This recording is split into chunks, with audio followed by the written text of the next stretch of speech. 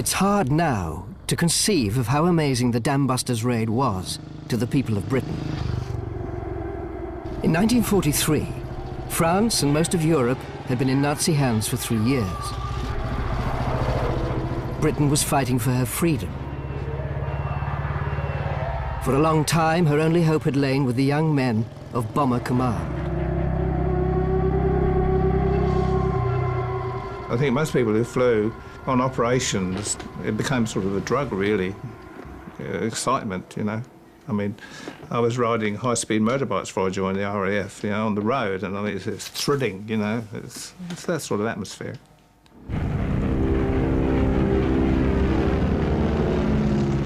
By 1943, the countryside of England was speckled with aerodromes. Well over 1 million people had been drafted into the RAF. Prime Minister Winston Churchill's orders to the Air Force were to take the fight to the Germans, to weaken their military machine, and to pave the way for a land invasion. Every night, thousands braved the skies over the heavily defended industrial cities of Germany. Their chances of survival were less than 1 in 3. And me and another chap, we volunteered. And when the other lads found we'd volunteered, they said, "You must be crazy." We were losing about 50 aircraft a night at that time. And it was kind of excitement at the time. When you're 18, you've got no feeling of being killed or anything ever happening to you. You're going to go on forever. And it was exciting. But it would take more than bravery under fire to win the war. In 1939, the RAF had predicted it could easily hit single factories. Experience proved otherwise. In early 1941, the average night bombing error was thought to be around 1,000 yards. An analysis later in the year revealed a terrifying truth. Only 1 in 3 attacks were within 5 miles of the target. Despite the heavy and persistent raids, German morale and industrial production showed little sign of weakening.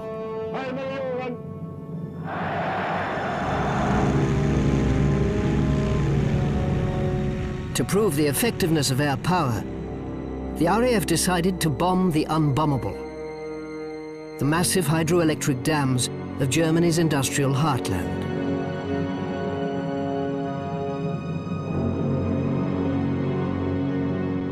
Barnes Wallis, one of the most imaginative scientists of the war, had created a 5-ton bomb that bounced across water.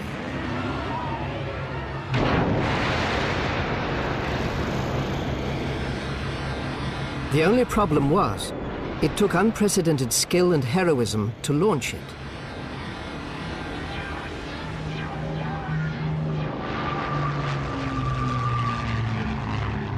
Against overwhelming odds, the Dambusters gave Britain the triumph it so badly needed.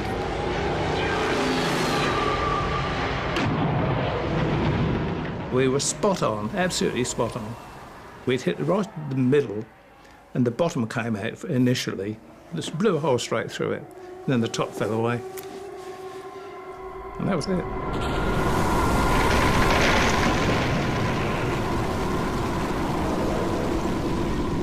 The Dambusters mission is still considered one of the most technically difficult pieces of flying ever attempted. 133 men, some only 19 and 20, had to navigate their way for almost 7 hours at night at an altitude of only 100 feet. Nearly half of the aircraft did not make it back to England.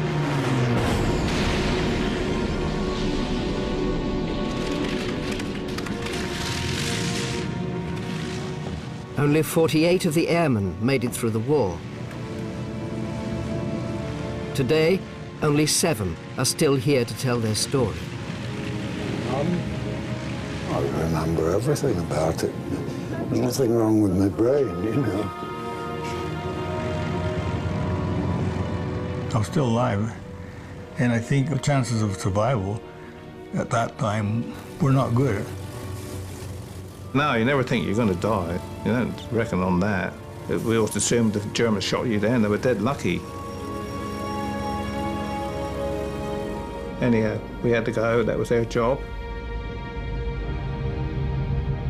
When you think of the average age of the squadron, I mean, and you look at the people of 21 and 22 today, and you try to relate to them sort of people that I know are 21, that are flying a Lancaster aircraft, you know, over enemy territory and so on.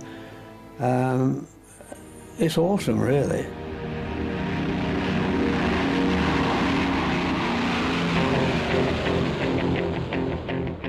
To show just how incredibly difficult the Dams raid of 60 years ago was, we enlisted the help of the present-day RAF.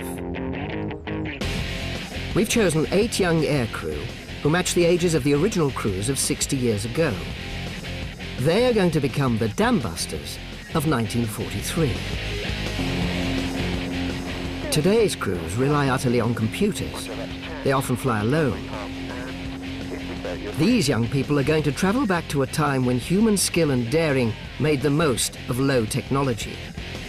It was an era when you had to place your life in the hands of the people sitting next to you. They are going to find out what it took to become a Dambuster.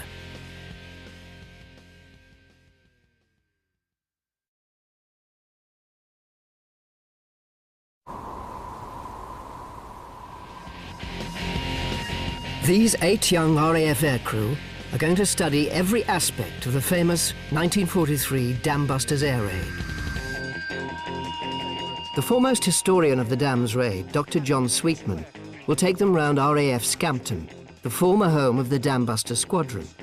He will be their guide to a world which is fast decaying from memory.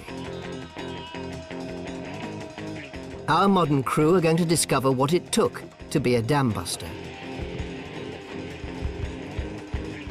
They'll also meet their counterparts of 60 years ago. And they'll get their hands on one of the only 2 flying Lancasters in the world.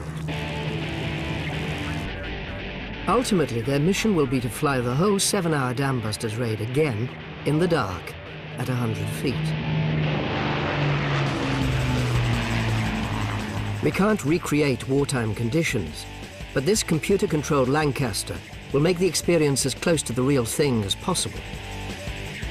Designed for this program by the Department of Aeronautics at Southampton University and aviation software experts Just Flight, the 7-person simulator accurately replicates all the flight controls and characteristics of a 1943 Lancaster loaded with a 5-ton bouncing bomb.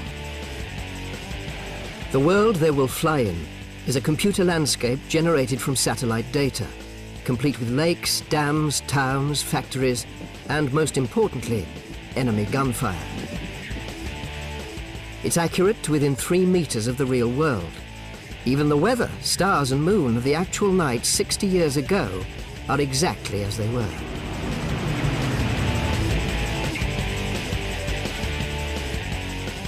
The whole thing is quite extraordinary, the amount of training that they had, and to go off and fly the route that they flew at night, at low level, in wartime, operationally, must have just been so intense. It's unbelievable to think that they actually went out there and did it. And yes, they lost a lot of crews. The guys that got back, it's a massive achievement. Our modern-day crew are going to find out just how massive that achievement really was.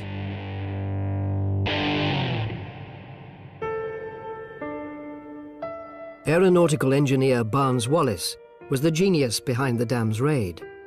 But the idea didn't just come to him out of the blue.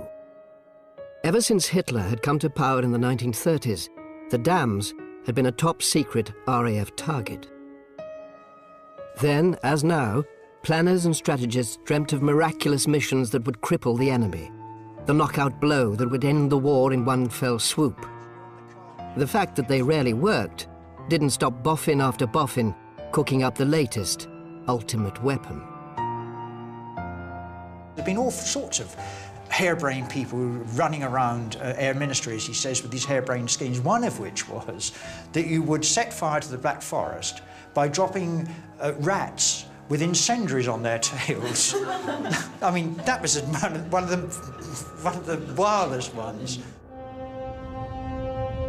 The dams of the Ruhr Valley, Germany's industrial heartland, held up one such fantastic opportunity. Two key dams, the Möhne and the Sorpe, supplied 2/3 of the water for the war industry in the Ruhr area. The RAF had long believed that if breached together, they would destroy vital water supplies to hundreds of steel and armaments factories. It would be a decisive blow to German military might. The Germans were only too aware of this Achilles heel. The dams were heavily defended with anti-aircraft batteries along their crests and torpedo nets along the waterside. Attacking the dams was thought to be technically impossible. At over 1,000 feet wide and 120 feet tall, the Möhne in particular was an immense structure. Built in 1913, it weighed in at over 500,000 tons of concrete and stone. It held back over 130 million tons of water. Messrs. Nobel, the dynamite manufacturers, had calculated that well over 10 tons of explosive laid at its base would be needed to crack it.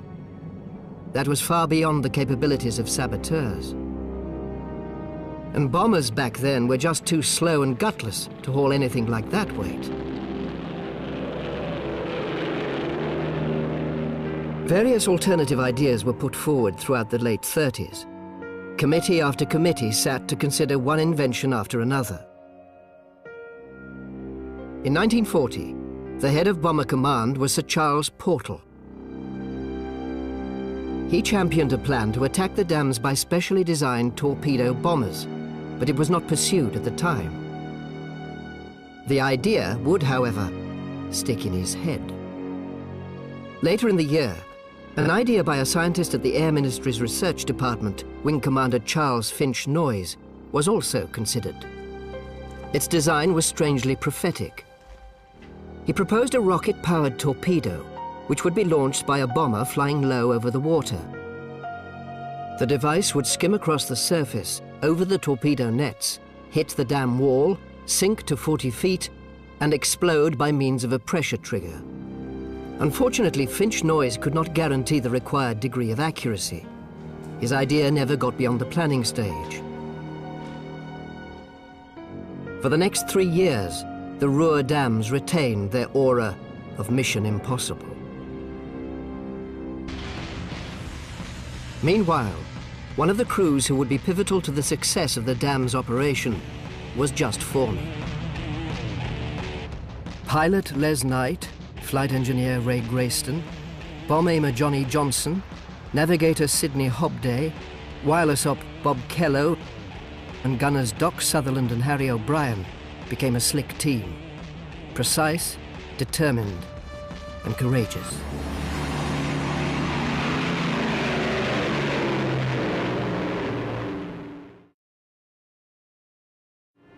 That one over to Johnny. Okay.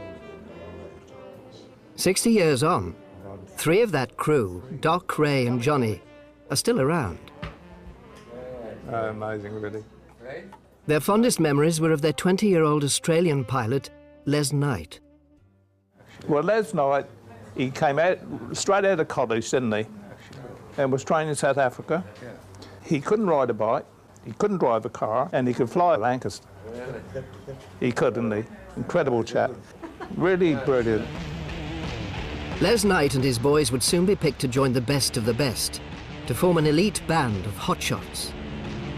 They would become the founding members of a famous squadron. They would become the Dambusters.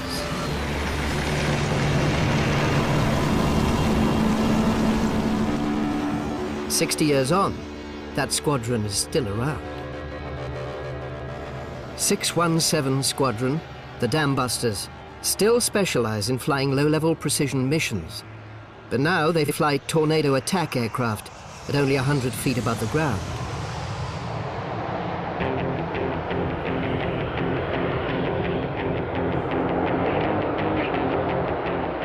These days, it's all done by computers and terrain following radar. The modern bomber pilot is a cyborg. He interacts with an intelligent aircraft linked to satellites that knows exactly where it is and where it is going at any instant. When we asked the squadron what made the cruise in 1943 so special, the answer, surprisingly, was not just barnstorming flying skills. The key to success in 1943 was navigation. Getting lost over Germany could be fatal. And back then, it was all done by map, pencil, stopwatch, and compass. Do not know where you are precisely at any one moment, but you know pretty much where you ought to be in 5 minutes' time. So you're trying to project ahead using a mental dead reckoning techniques such that in 5 minutes you look out the window and you see what you expect to see. Nowadays, you can pretty much guarantee that will be the case. 60 years ago, you couldn't. You were relying on the entire crew to look out of whatever windows they had available to them to try and find the things which the navigator sitting in his black hole in the middle of the airplane would describe to them. What we use now on the Tornado Force is the Tornado Advanced Mission Planning System. And we start with a computer model terrain base with all the mapping overlaid onto that, and we can plan the entire mission on the computer, and then before we go to the airplane, we'll put all the data onto a data brick, which will be transferred to the aircraft once we're in there. If push, we could plan a route in less than 20 minutes. With so much technology at their fingertips, the traditional map, pencil, and compass method is soon a distant memory. If we wanted a crew that would come close to recreating the original operation, the Dambusters suggested we should enlist young flyers straight out of flight school. What do you reckon? Cranwell. Basic training, without a doubt. Before somebody's had the real basics of MDR navigation drawn out of him and then forgotten by the use and reliance on the computer systems that we use now.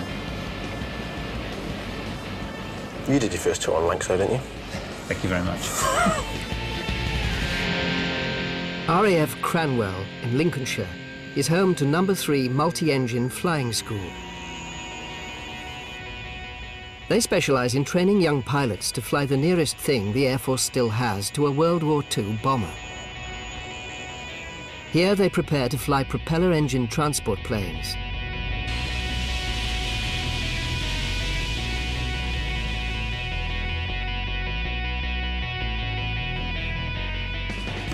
RAF Cranwell is where our crew will master the art of navigation, World War II style. All these recent graduates were waiting to be posted to the next squadron. Now they're going to be turned into the Dambusters of 60 years ago. Flight Lieutenant Andy Griffiths is soon to fly Hercules transport planes. Flying officers Frankie Buchler and Paul Brandt are trainee fighter pilots. Flight Lieutenant Lucy Robinson is a 26-year-old fighter pilot who will soon move over to flying in-flight refueling jets. Sergeants Al Chevis, Ben Tapper Knight, Terry Livingston and Molly Molkenthin are all airborne electronics specialists trained to fly in the back of RAF Nimrods looking for submarines.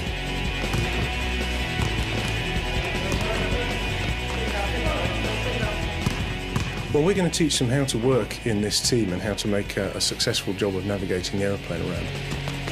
What we need to do is to teach them the specific jobs they need to do and then let them get on with it. But right from day one, our crew has worked out that the navigator's job is the one to be avoided.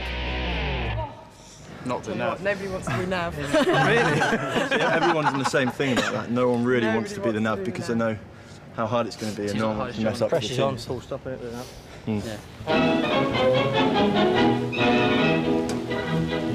It's always a busy day at the RAF Navigational Training Centre, but busier than usual when a new batch of pilots arrives to start work at this University of the Royal Air Force.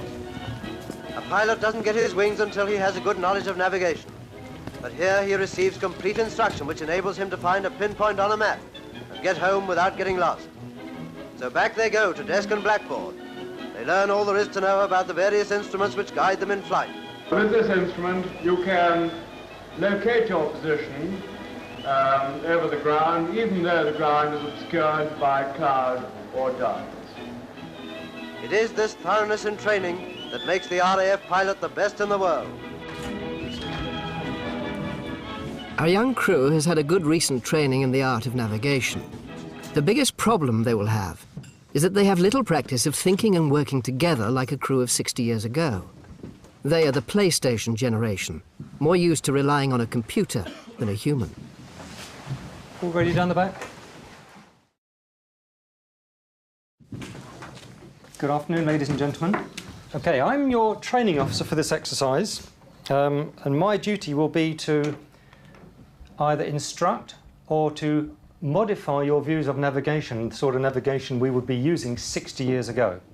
If you'd like to look into the envelopes in front of you, you'll find there is a ½ mil map with a route drawn on it. If you find Cranwell... The team's first lesson is how to plan a mission as a crew. Looking at that map... The crux of flying low-level, World War II style, is map reading as a team. It's a bit like hill walking at night, only 100 times faster.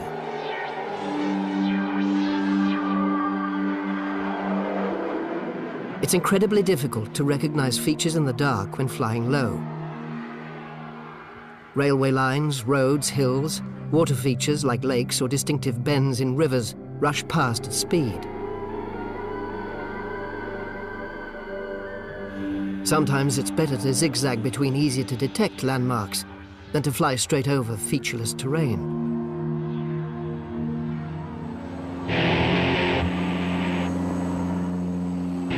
Our crew are used to flying around the Midlands and North England at 3,000 feet. Occasionally, they're allowed down to 250 feet. Now, they're going to experience the exhilarating altitudes flown by the DAMS crews. Yeah, it's going to be exciting. I mean, 60 feet as well. I mean, we've never flown that low, like 250 feet. As Annie was saying, is what we fly at. So it's going to be interesting to fly solo, and also to see a different area and everything, and at night. For our modern crew, learning to navigate as a team is all good fun. For the young crews of 60 years ago, it was deadly serious. The equivalent of doing a maths exam in the dark while being shot at. A lot of the people were killed because the navigation was poor.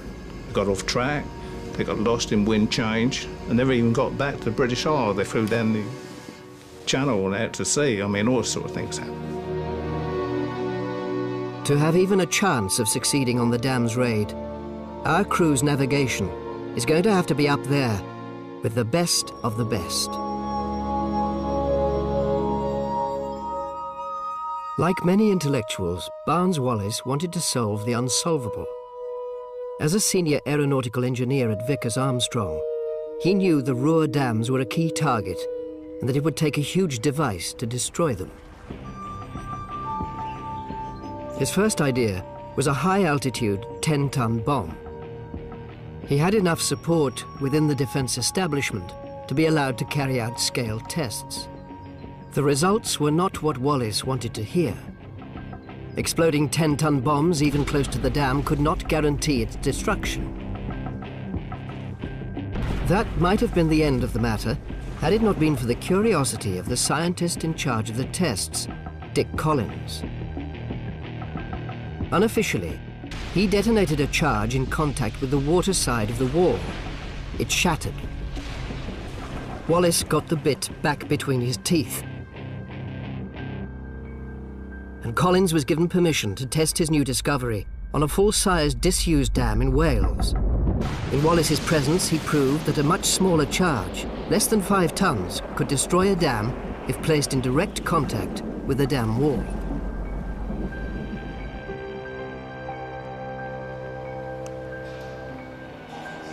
Professor Kuldeep Verdi is an expert on why large structures like dams and bridges fail. He understands why Collins' model dam was destroyed. His computational engineering model demonstrates the flow of shock waves through masonry. If the shock wave turns black at any point, the dam will break. The first test is a 10-ton explosion in the water a mere 30 feet from the dam. There is the impact. Stresses have increased, but after the impact, the shock wave has spread around, and in fact, there's no way on the main dam the stresses are anywhere near failure. Even at this tiny distance, the water absorbs the explosion. In fact, even a 10-ton direct hit on top of the dam will have minimal effect. However, when the 5-ton bomb is placed against the wall on the water side, 40 feet down, the effects are immense. The explosion instantly blasts a hole in the dam wall. The water now acts like a huge backplate, forcing the shock wave through the wall. So before the impulse has finished, a big part of the dam has already been damaged, and the dam has exploded. But in an era long before guided missiles, when the average bombing error was measured in miles, how was anyone going to get an underwater bomb 400 miles inland into a heavily guarded lake and into direct contact with a dam wall which was protected by torpedo nets? At least there was one piece of good news. The reduced bomb weight of 5 tons was well within the capacity of the latest addition to the bomber fleet. The recently introduced Avro Lancaster was the most successful bomber of World War II. In early 1943, it was coming off the production line at a rate of over 100 a month.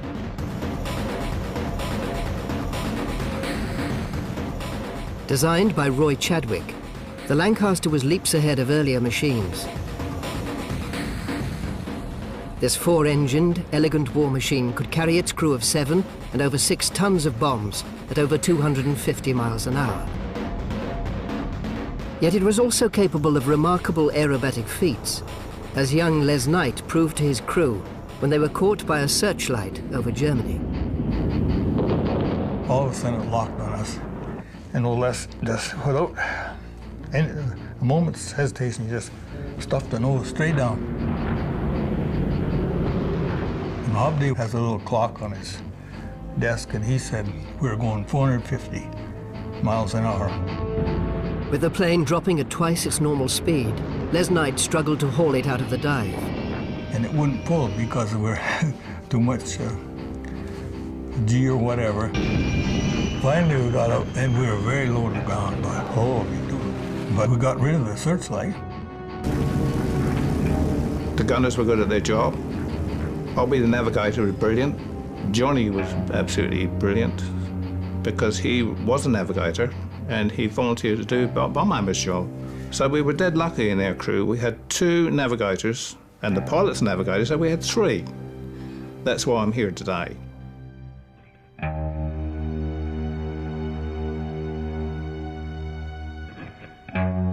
The preliminary navigation training is over. Now it's time for our young crew to discover what their roles will be in our recreation of the Dambusters raid. From our point of view, from current day RAF, this is meritocracy, and there would be no concept of picking somebody for any job if they weren't up for it and up to it. And the results of the Swedish jury is. The first thing is that it's been, as you've gathered, we've been away for about 40 minutes now, and it's been very difficult to decide between you. You've all come from different backgrounds. You've taken on some stuff which is fairly much outside the specialities, and you've done fairly well at that. So that first thing is very good. It bodes very well for the mission. Right then, in no particular order, Frankie, we want you to be the first reserve spare. On the day, you're also going to be playing the part of 5 group. And you'll be used outside the simulator, and no doubt the crew will want to interview you, talking about what's going on inside, because you've had the training as well. Right. Stand up the man whose grandfather was a rear gunner. And the rear gunner has got a very good view of landmarks which have already been and passed. So everybody's going to be navigating here, everybody's going to be part of this mission. Andy, step up the man whose ATC instructor was a wireless operator. Fine, that'll do me. Terry, front gunner. Again, a set of eyes that's the first to see everything coming up and in a good position. Molly, I want you to be the bomb aimer and go to Canada. Excellent. I think we're happy with that then. Ben, I'd like you to be the flight engineer. When you fly it, you're going to be into everything. The numbers are getting thinner, aren't they? Lucy, I want you to be the pilot and the captain.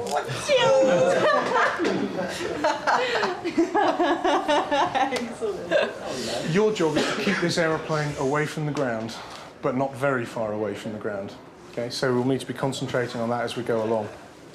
Good. Paul, no guessing for what I have in reserve for you.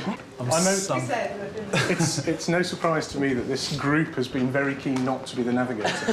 However, what I would say is that the navigator is quite possibly the most crucial element to this. If you don't find the dam, you ain't going to attack it.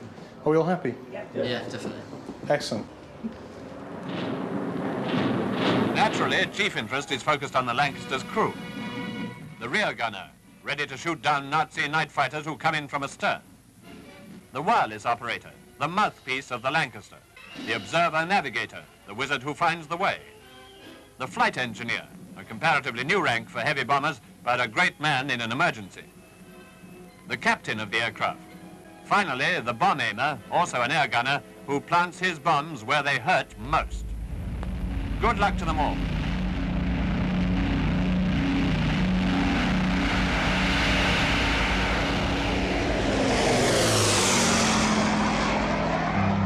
Now they have been assigned their place in the aircraft, our crew will try to mirror the Dambusters' operation as it was flown by the crew of Les Knight's plane.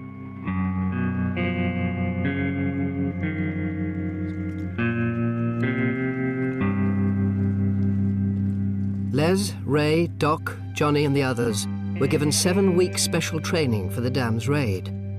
Lucy and her crew will have the same.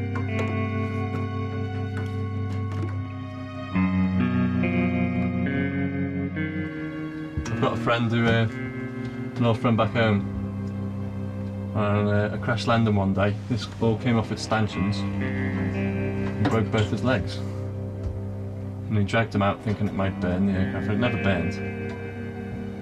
Scary.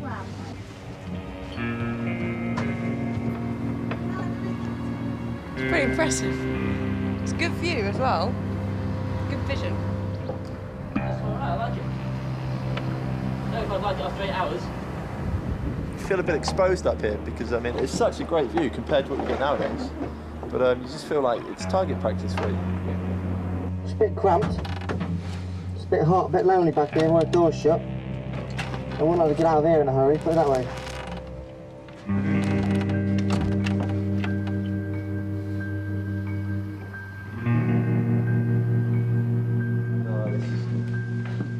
After 2 weeks of navigation training, our crew now have 5 weeks in the simulator to learn everything the crews of 60 years ago knew about operational flying. The simulator is laid out exactly like the insides of a Lancaster. The crew's first mission is designed to get them accustomed to the aircraft. They're to fly out of Cranwell in daylight, navigate around the local area, which they know like the back of their hands, and then come back and land. It should be easy. And we'll just sort of see if we can get it going. I can't remember how to start it though.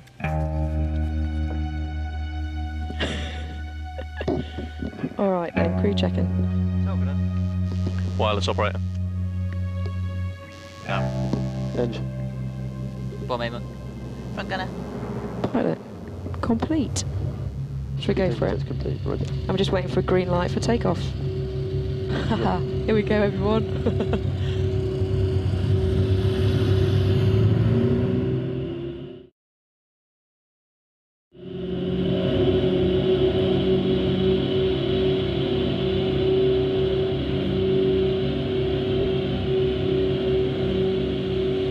Speed reading. 80 knots. Tail wheels up. 90. Let's see if we can go for it now. Roger, 100 knots. 110. Okay, positive ready climb. Take gear up, please. Now, this is Bomb Aimer, can you hear me? Loud and clear, Bomb Aimer.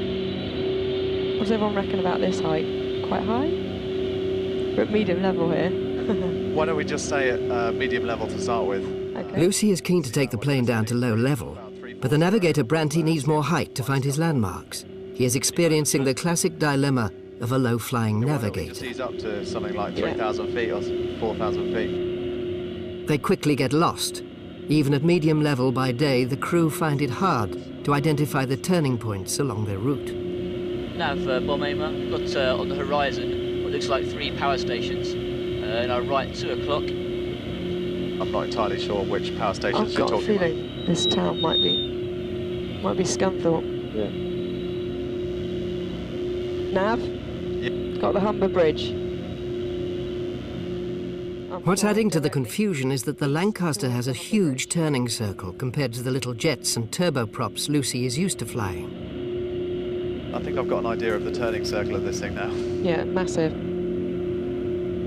Our crew have spent so long wandering around trying to get their bearings that they have run out of fuel. Turn the wrong way. Way. They are immediately diverted to the nearest airstrip. Captain from wireless operator. Yeah, go ahead. We've got instructions 1 circuit and then land. Okay. Or crash. I'll go for the first option. Anybody see an airfield out there? This is the bit where the wireless operator gets behind the main spar for the landing. I'm just trying to find the runway at the moment, wireless. Airfield 11 o'clock. Got it. I'll just put it down on the runway, on the airfield somewhere, guys, so... Make sure your harnesses are tight. We'll be behind the main spar then. I'm going to join you, I think. There we go. Stop. As soon as you get here. We're heading straight for the runway caravan. Be nice to stop. I don't have any brakes, I can't stop. All good fun. But our crew were a long way from achieving the kind of accurate, clinical flying needed to launch a device as demanding as Barnes-Wallis's bouncing bomb.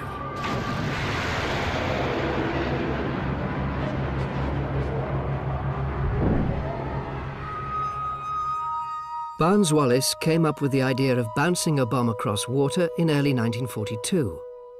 How he did is still shrouded in mystery. His first idea to drop a huge bomb from high altitude had floundered. Experiments with scale models had shown the bomb would have to explode in direct contact with the dam, something that would be impossible by conventional methods. The chance of hitting that dam was so small, we had to set up 617 Squadron with a special weapon to hit it. And the reason we did that was we couldn't hit it from 15,000, 20,000 feet. From 20,000 feet, the dam is a tiny target. Somehow the bomb would have to be dropped very low over the lake, skimmed into position with inch-perfect accuracy, and stay in contact with the dam wall.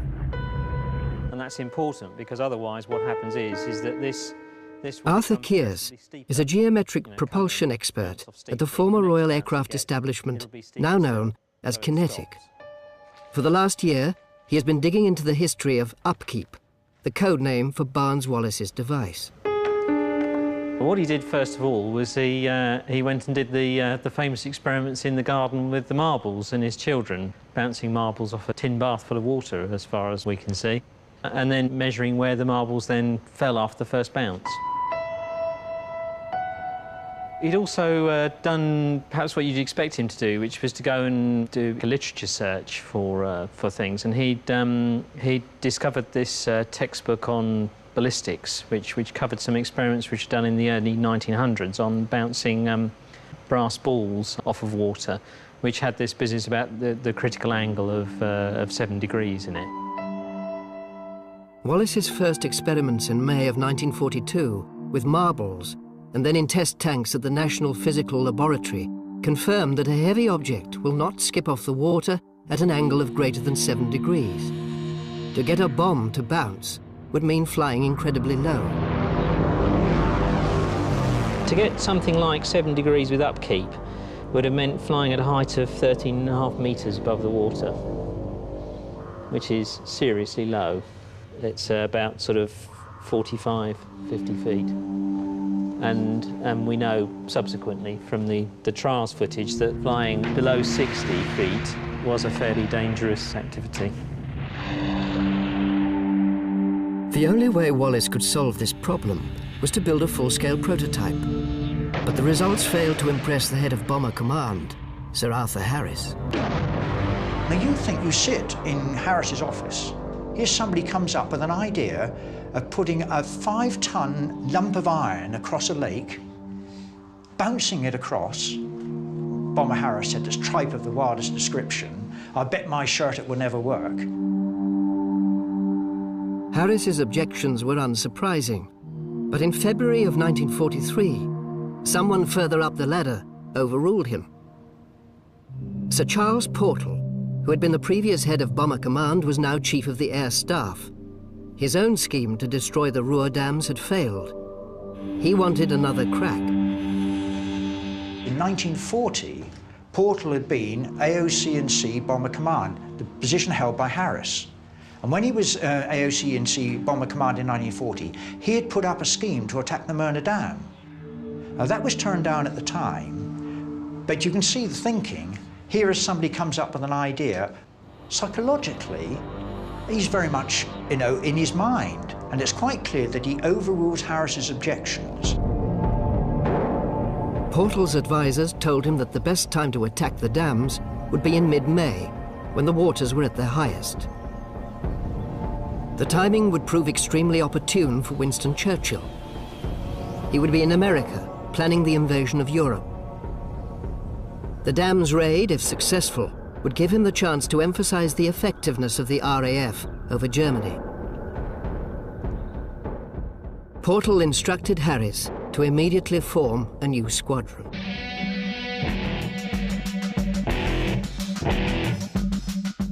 From all round England, crews were pulled from their squadrons. When they arrived at RAF Scampton on the 21st of March 1943, they were told absolutely nothing about the up-and-coming raid. Secrecy was crucial. They didn't even know that they now had just over 7 weeks to prepare.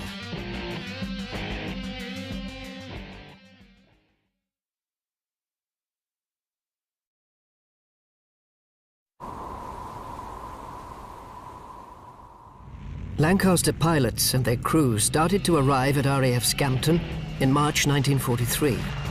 One of the first was New Zealander Les Munro. It was interesting to arrive and find that there was a large number of very experienced crew congregating there. The question, of course, was on everybody's lips was, what are we here for? What's the target going to be? Bomber Harris chose one of the most accomplished pilots of the war to lead the new squadron. Wing Commander Guy Gibson was a veteran of over 160 air operations, well past the minimum of 30 required for completion of a tour of duty. He was only 24 years old, and he had a reputation. You just imagine you're on the carpet in front of Gibson now. When you went in Gibson's office or in his presence, you knew he was the boss. And I suppose that's how it's got to be. He could not brook anybody that didn't toe the line. So he was therefore a strict disciplinarian. And lots of the sergeants didn't like it in particular. They thought that he was an officer's man, but he was a commanding officer of his time. He had a funny little pop-pop bicycle which he used to go around a Perry track on. And if anybody didn't salute him, he used to stop and bawl them out. First thing he said to me when I came out of his office, now I'd been installed as adjutant to the 617 Squadron, that this squadron will either make history or be wiped out. Getting the crews knocked into shape was no mean feat, considering their young ages and renowned tendency to enjoy a good time. This character, Brian Goodale, when we went down for the investiture, they debagged him, and he was running down the corridor in his underpants. The trouser remove was a standard thing for, to be initiated into the squadron. that was a character. Flight engineer Tiny Henderson. And when he'd had a drink, he went absolutely berserk. There were times in some messes where they packed down football scrums, trying to walk up a wall and across the ceiling and leaving your footprints behind. They got after me on one occasion. I heard some of them say in the mess, what about taking the Adju's trousers down, you see? Well, I wasn't very keen on that. Believe it or not, I climbed out of the window and shimmed down the drain pipe, you know, and they found out I'd done this, and I was sort of a hero for a day or two, so I never lost my trousers.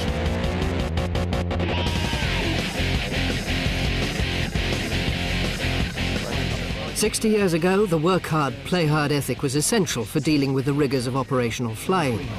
I'm in the front, right next to the pilot. Oh man, it doesn't look like he's having fun, does it? It doesn't look a happy bunny, does it? These people are so small. Today, the traditional blend of professionalism and high spirits continues. But with only 5 weeks left, our modern RAF crew have a huge challenge on their hands if they're going to succeed as modern-day Dambusters.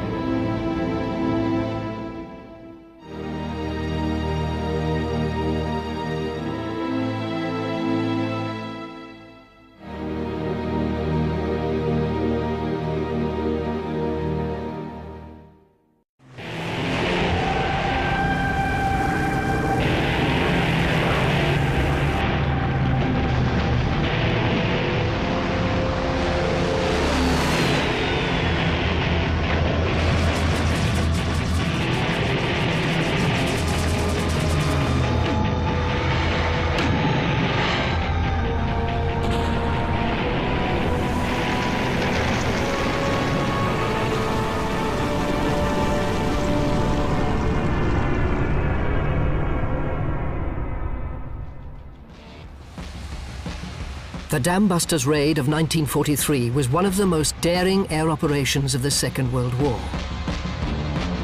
19 Lancaster bombers had to navigate their way for almost 7 hours at night at an altitude of only 100 feet.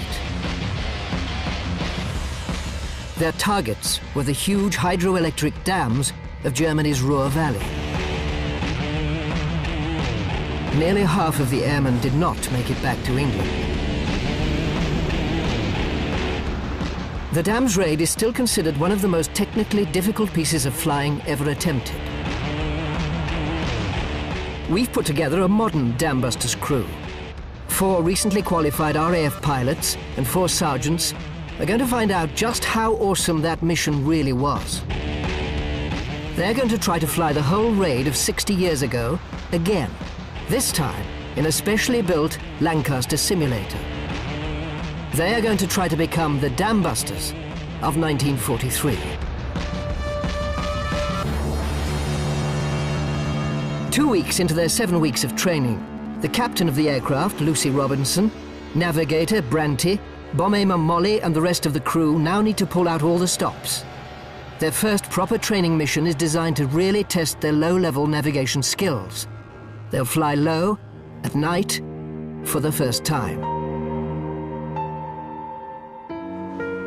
We are here. The enemy are here, here, here. Plan is take the bridge in 3 days. Now the spotlight is firmly on our navigator Branty. They worked out the wind 50. Right, okay. Mission 2. This is where you start having to navigate for real now that you've got the hang of flying the aircraft. For all of our missions, the reserve pilot Frankie will play the part of Guy Gibson, briefing and debriefing the crew. Along Lady Bower, then down into Derwent Water, which is where Molly comes in. It's time for the fun factor to go out of the window. All of our crew will have to concentrate 100%. They're navigating as a team now. Branty has to be clear about what he wants them to look out for. They have to be alert, reporting anything that might be significant. We just talked about going right back to nav basics, right back to the basic techniques, and see if we can make it work a bit better. Because there is so much background noise down there that if everyone's talking at the same time, you can't hear anything. You don't know where the inputs are coming from, so you want to go and keep it disciplined. In the control room, Frankie and the simulator's designer, Dr. Kenji Takeda, are able to see and monitor the crew's progress. You pre-hat us for the first turn point, please. heading 005 adjusted for wind, 180 knots, and we'll hack the clock over the runway, and that will be called by the bomb aimer, please. Kenji and Frankie are also able to interfere with the mission in a number of realistic ways. We give them a wind of 050. That'll be, yeah, and we'll slacken it down to just 10 knots. 10 knots. Okay. So they should find that they get to their turning point earlier than they would expect because they haven't got a stronger headwind. Okay, next event is a turning point, estimated 7:10. We're looking to get a more accurate time fix at the end of this leg, and I'll get another feel for the wind. It might be doing funny things. Branty realises that the wind has changed and recalculates his numbers. Copied. But as they cross the North Yorkshire moors, something goes wrong. Roger, now this is bomb aimer. It looks to me like we're having quite a strong drift to port. I have a feeling it could have passed quite well. On the first timed leg of a journey, the navigator knows how long it should take his aircraft to get from A to B. But the wind will blow the aircraft off course. By seeing where they actually are at the end of a leg, the navigator can draw a triangle, do some trigonometry, and work out the speed and direction of the wind. Once he knows what the wind is doing, he can correct all the headings and timings for the up-and-coming legs. The trouble is that at 100 feet, the crew may not be able to see how far they are away from a landmark. In fact, they're only 1 mile astray, but it shows how little they can see at this height. 2 o'clock. Yeah. Okay. From Gunner, I'd say that's your valley, yes. Yeah, I think we're left of track by a mile. If you could adjust, please, Lucy. Okay, we're left, I'm coming right. Let's go get them. Time for tea and medals. Come on then, crew, let's go. Our crew are struggling. The Lancaster is a very strange aircraft to them. We were encountering problems yesterday, and even dealing with that and all the noise that's going on and the comms problems that we've had, that's hard and that's fatiguing mentally. And we're not even being fired on. You know, it's just a simulator, and we're still quite tired, so I think we've all realised how hard it must have been for those guys. Little does Lucy know she's about to get her hands on the real thing. She is in for a shock.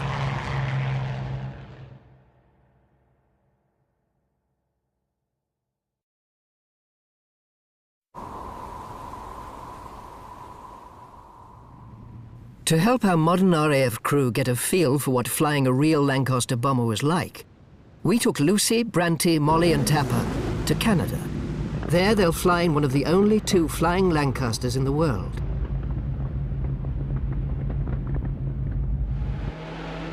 Over 7,000 Lancasters were built during World War II. Only 14 still exist, and only 2 can still fly. One is here at the Canadian Warplane Museum in Hamilton, Ontario. Maintained by a group of volunteers, it's a national treasure. We fly to Brantford, then down. Former Canadian Air Force Flight Lieutenant Don Schofield is the chief pilot. There, and we should essentially be exercise complete at that. Thousands of young men died in the Lancaster in World War II. Yet its hold on the affections of young and old never seems to wane.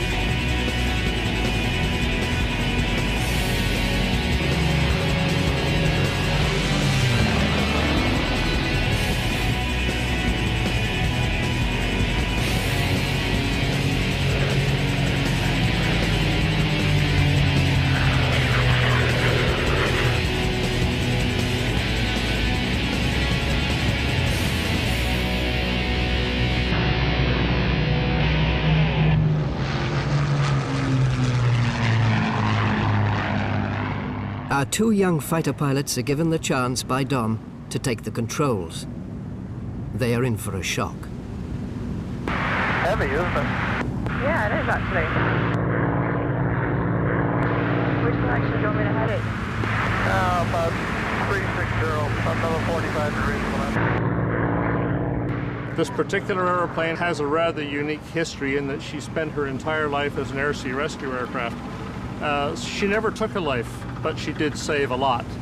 And for that type of role, which is low level, low speed, patrolling the North Atlantic in really grotty weather, she was well suited.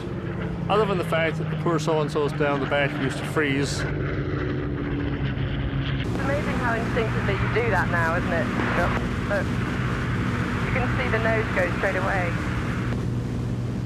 You really do feel it in the seat of your pants. It's not just an expression anymore.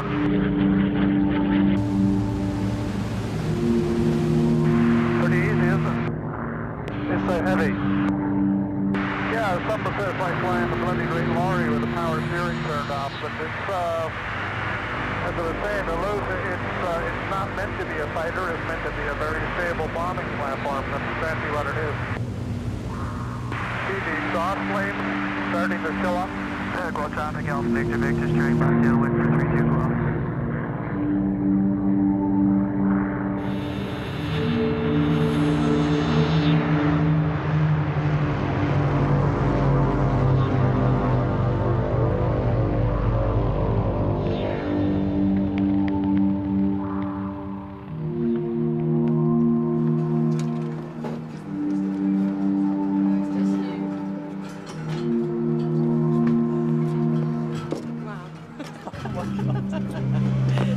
Thank you so much.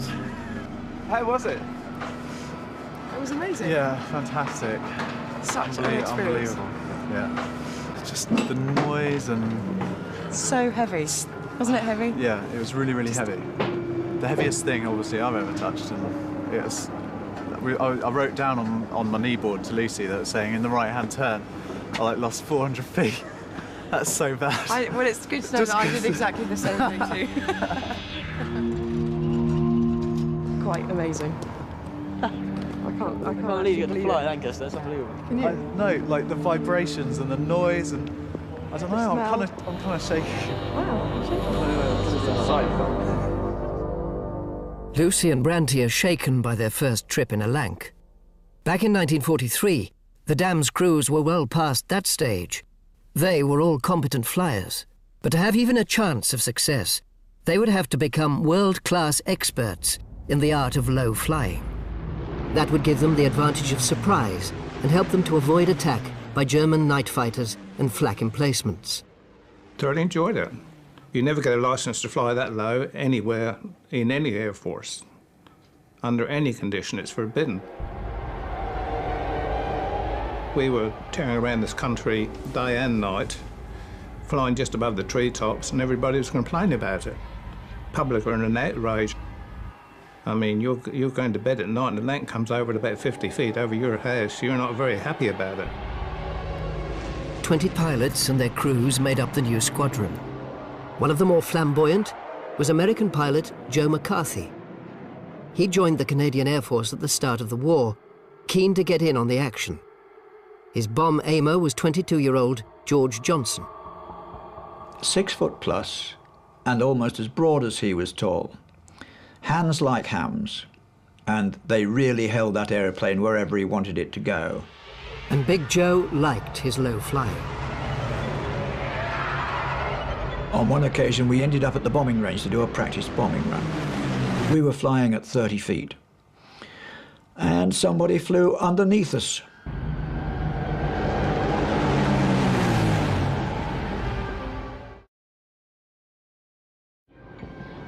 The hardest thing for our young flyers is adjusting to the demands of working in a large team. They have to learn to think like a Lancaster crew. We had flyers of 60 years ago show today's crew the nuts and bolts of the job. Oil pressure gauges. Ray Grayston, flight engineer on the dam's raid, shows Tapper his duties. 4 engines. The office. Memories. Alex Mackay was a navigator who joined the Dambusters squadron after the dam's raid. This is the pillar that I always maintain. If you ever found my aircraft, you'd find me hanging on here. Larry Curtis also joined after the dam's raid. We were mobile all the time, the engineer, because we didn't have a very comfortable seating position. It was absolutely awful. And as soon as you got in the aircraft, the first thing a navigator to do was open his bag and get all the gear out.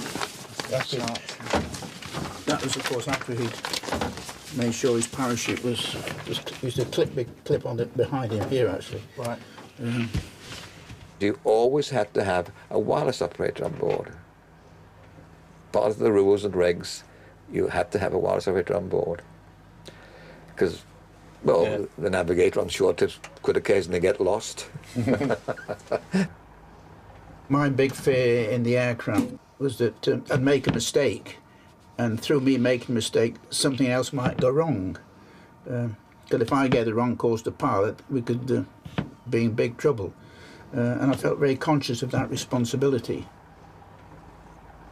How did the crew intercom work then when you were on that bombing run? Because was that something that came quite fluidly, or were people talking over each other? Or? Because it must have been fairly hectic. No, everybody says this, but it's not. Firstly, it's up to the pilot. And if he's in control, there's no problem. Pilot gives the orders. And the rest of the crew respond to that. And you feed information to him if you think it's necessary. Other than that, you keep your intercom off.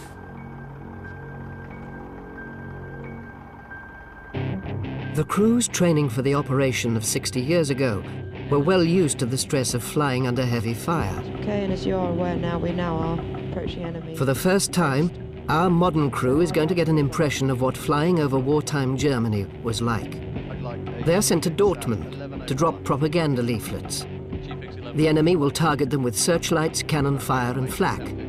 Our gunners have been given the task of knocking out the searchlights.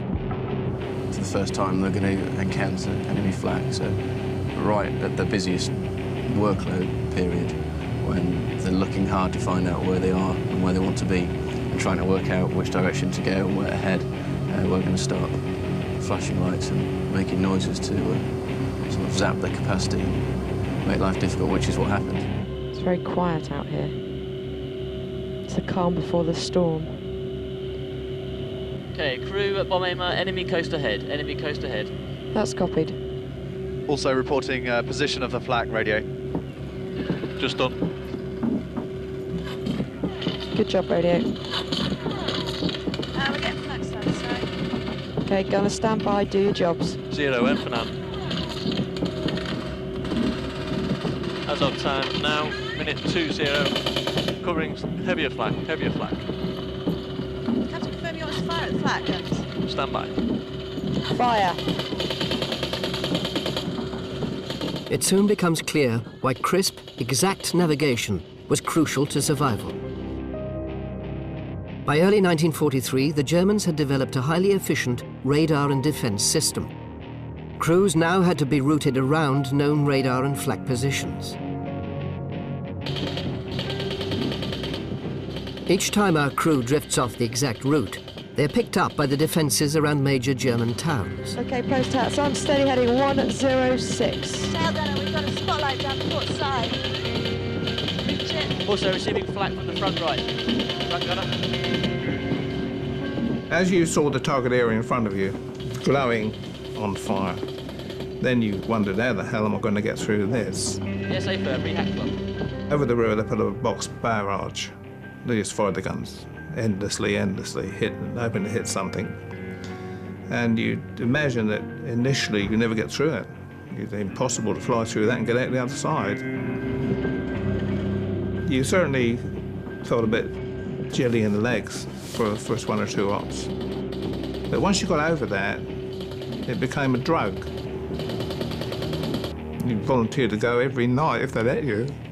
It was amazing, really. You just got hyped up on it. Nav from captain standing by, further instructions. Front gunner receiving But the flak has made it hard for our crew to stay on track. Not a searchlight. They're about 5 miles north of the track, so this leg, the heading's fine, but they should have been further south, so she's put in a 90-degree dogleg. They saw the airfield that they were going to go over coming out, so they found exactly where they were, and they just deviated south for a couple of minutes, and then they're turning back on track now. Crew, radio. Go ahead, radio. Latest intelligence from Zero is that over the target area there are heavy defences. There'll be a defensive profile for us, so straight in, straight out. Copy. Our crew have learned quickly. At first they took a chance when they were off route. They flew over German towns, but were soon shot at. Now they are avoiding them. So far, they've been lucky. Nav, do you want me to turn towards it? Stay firm. Okay. Bomb aimer standing by for the drop. Standing by for drop. Okay, bomb aimer, you need to have a good judge on it because we're going to get lit up. Okay, roger.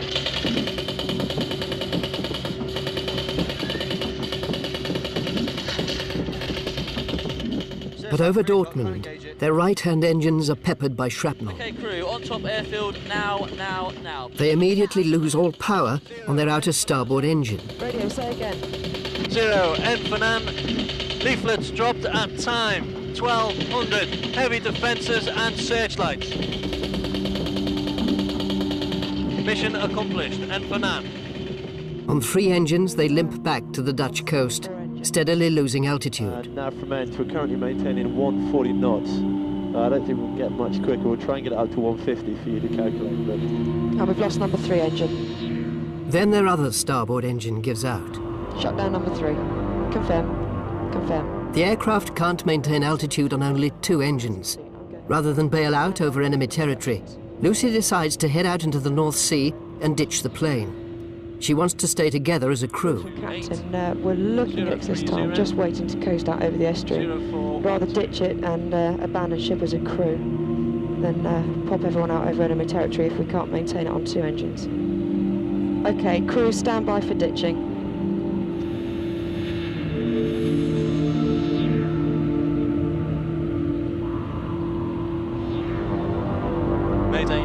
Mayday, ditching. I'm trying to get it round the last, so we're into wind, but we're struggling this time. Standing by for ditching, crew.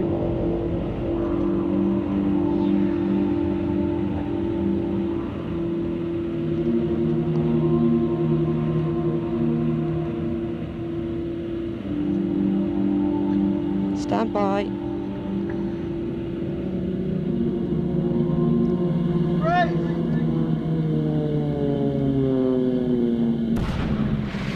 Abandon. Quite tense. It's quite, yeah. When you really get involved with it, just with the situation and what's going on, then it does get quite intense. Just vulnerable. Yeah, very vulnerable. Yeah. When you look at your options, right, bail out or ditch it, I mean, they're not very good options, are they? So. I think it was just a good consolidation and good to see that when it does get a bit stressful, everybody pulls together. We got into trouble again and we got out of it. Yeah.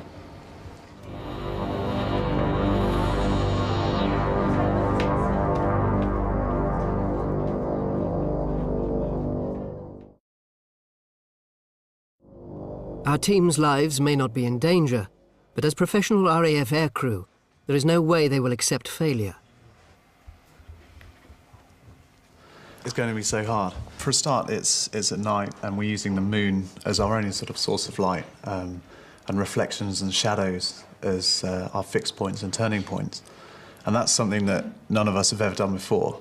Over such a large distance as well, and such an important mission, there's going to be a lot of pressure. And then we got the interaction as well between the whole crew. And I'm going to have to try and talk people onto these turning points and look for fixes, look for drift.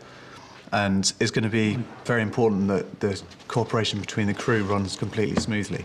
Otherwise, we may well miss the odd fix or turning point, which could, throw us miles out and end in disaster. I'm quite confident that I can do the role, because it's not really so much to learn, even though for someone to nav who maybe hasn't navved in this way before, it's a lot of information to learn and a lot to sort of get used to. Whereas with my sort of role, it's more sort of teamwork. I've got to communicate to the nav, So it's just a case of giving it a shot, really, and seeing what happens. I think it's going to be quite exciting. What maybe people don't realise is the intensity of low flying itself. I mean, I've only ever flown at 250 feet, and after an hour and a half sortie at low level, you are physically and mentally drained. So God knows what state these guys came back in. They must have been exhausted. With only 2 weeks left until the mission, Lucy and her crew are now starting to realise the daunting size of the task ahead. Having been given only 7 weeks to prepare his crews, Wing Commander Guy Gibson worked them hard. We were intensively flying on ops. No brass polishing buttons, no parades, no nothing. We got up in the morning, we flew, we went to bed, and that was it. Day after day, Gibson had his crews fly up and down the valleys and lakes of England and Wales at very low level. When they could do that, they had to learn to do it at night. Then, they had to practice dropping the mystery weapon. Down, steady. Down, steady. Keep up, down. To get the correct distance from the dam, crews were given a Y-shaped stick. When the 2 nails lined up with the target, they'd be at exactly 450 yards. Amazingly, they still had no idea what their target was. To them, it could have been dams, ships, or even submarine pens. We were, at that stage, completely unaware of what our target was, what the squadron was being formed to attack. We had been told that it was was being formed for one special raid, and that was all. We all speculated it was U-boat pens. We all assumed we were going to have a go at the pens because we thought, well, we're going to roll this thing up in there and blow the bloody lot up, you know? OK, crew, we've got quite a lot of undulating terrain, so we need a good look at now. In the last 2 weeks of their training, our modern crew also have to learn how to drop the bouncing bomb. They use the same Y-shaped stick that the Dambusters had. It is mounted on Molly's video screen. He's the bomb aimer. Captain, head 060. 060. Just like the original crews, they fly out to the Welsh mountains and attack the dam at Lake Bala. It's a long, straight lake, a much simpler approach than the German dams will be. On my way. OK, I have visual. 0 and let's get it down. We need to get down. Need to get down. So, for now, are we clear straight from the attack, or do you want to 120 feet. Okay. Keep it coming down, keep it coming down. Come right, come right. Still too high. Come right too. Keep it coming down. On this first dam, they do surprisingly well. They manage to line themselves up. 120 feet. Bring it down, still 120 feet. We're clear the attack. That's good, that's good. Steady, steady, steady. Brilliant, that's it. Bomb's dropped. Slightly far left there, actually. We need to keep coming right further. Height looks good. Molly. When Molly releases the bomb, the simulator freezes, so we can note the exact 3D coordinates of the launch position. Radio to crew. Yeah, go ahead. Direct hit, proceed to the 2,000 feet hold, and wait for new instructions. Copy that. Well done. Woohoo! Excellent. But was it just beginner's luck? Radio to captain, we are to proceed to... For the rest of the week, they attack dams which have hills around the lake. These are a little more like the features they will encounter on the raid. Come down. Very good, looking good. Okay, keep coming right. Looking good. Right. Good on the height. Keep coming right. Good on the height. Good on the height. Up a bit. Just a tad. No, we're too late. Good on the height. Too far left, way too far. So keep going left then. The first week of practice ends on a downbeat. They've flown 10 practice missions, they came close to the correct drop point on the first, the other 9 have all been misses. Interestingly, it is the Y-shaped stick that seems to be causing the problem. The 2 towers go right there like that, so I can't line it up. Okay. So really, I'm sort of trying to get Lucy to pull back up, and then of course that's destroying our rate of descent. Yeah. So it's kind of like difficult that way. Though he doesn't know it, Molly is actually having the same problem the original crews did. Many of the 1943 bomb aimers dispensed with the Y-shaped stick. They used 2 wax pencil marks on their window to line the aircraft up and a nail on a bit of string to hold their eye steady. It did the same job, was more flexible and easier to use. We set up a similar solution for Molly on his screen. Will it help? There we are. While Gibson's crews had been practicing their dummy bombing runs, Barnes Wallis had also been working flat out. But with every test drop and every modification came a new problem. Originally, Wallis had worked out that a cylindrical bomb would bounce only at an impact angle of less than 7 degrees. That would mean flying incredibly low. He hoped that a height of 150 feet would suffice, but the device kept breaking apart. He decided that it would have to be dropped at 60 feet, and that would create a whole new problem.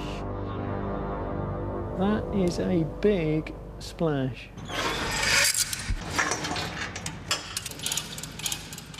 Arthur Kearse is an aeronautical engineering expert at the former Royal Aircraft Establishment, now known as Kinetic.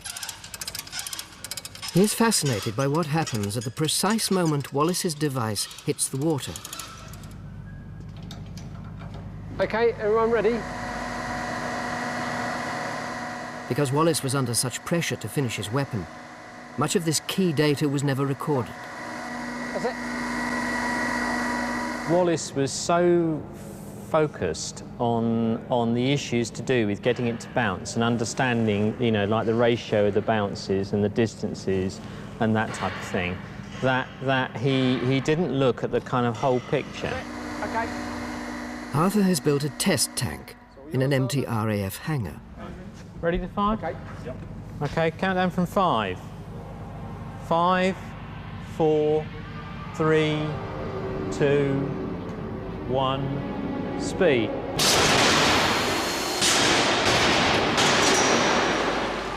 Big splash.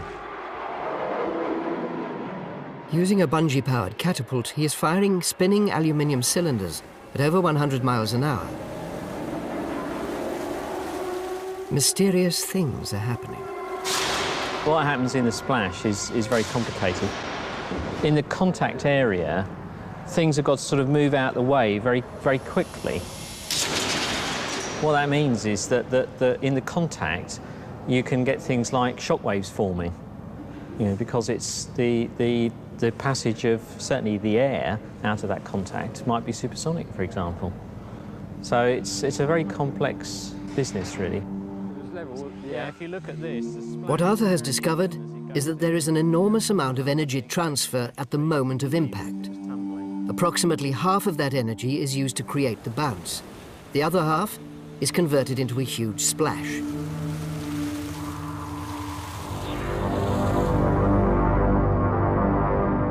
Wallis found out about the splash problem in a more direct way.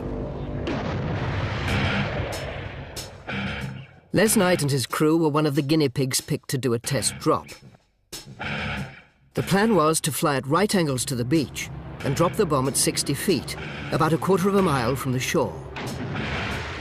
The tests were recorded on film, and Ray Grayston, sitting next to Les Knight in aircraft AJN, remembers the day well. A number of us went down off Manston, where we dropped them out in the drink. Problem was that we were told to drop them as low as possible, but of course we had no idea what our height was. The instruments at that time weren't accurate. You don't know within 100 feet what height you are when you're that low. And what we thought was about 50 or 30 feet, in actual fact, we were below that.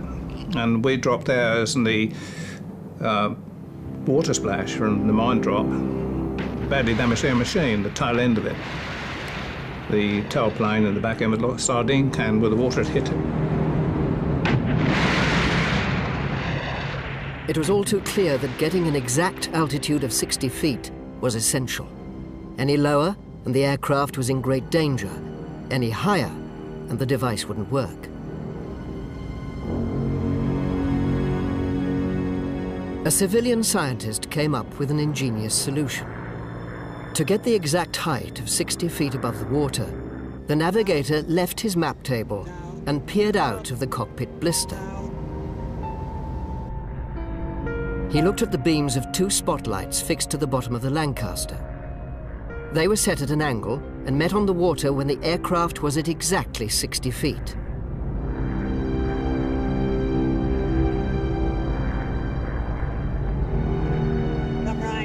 While the navigator shouted out the height, the bomb aimer, using the string and chinograph marks, called out the position left and right and waited for the correct distance. The flight engineer worked the throttles to get an exact speed of 220 miles per hour.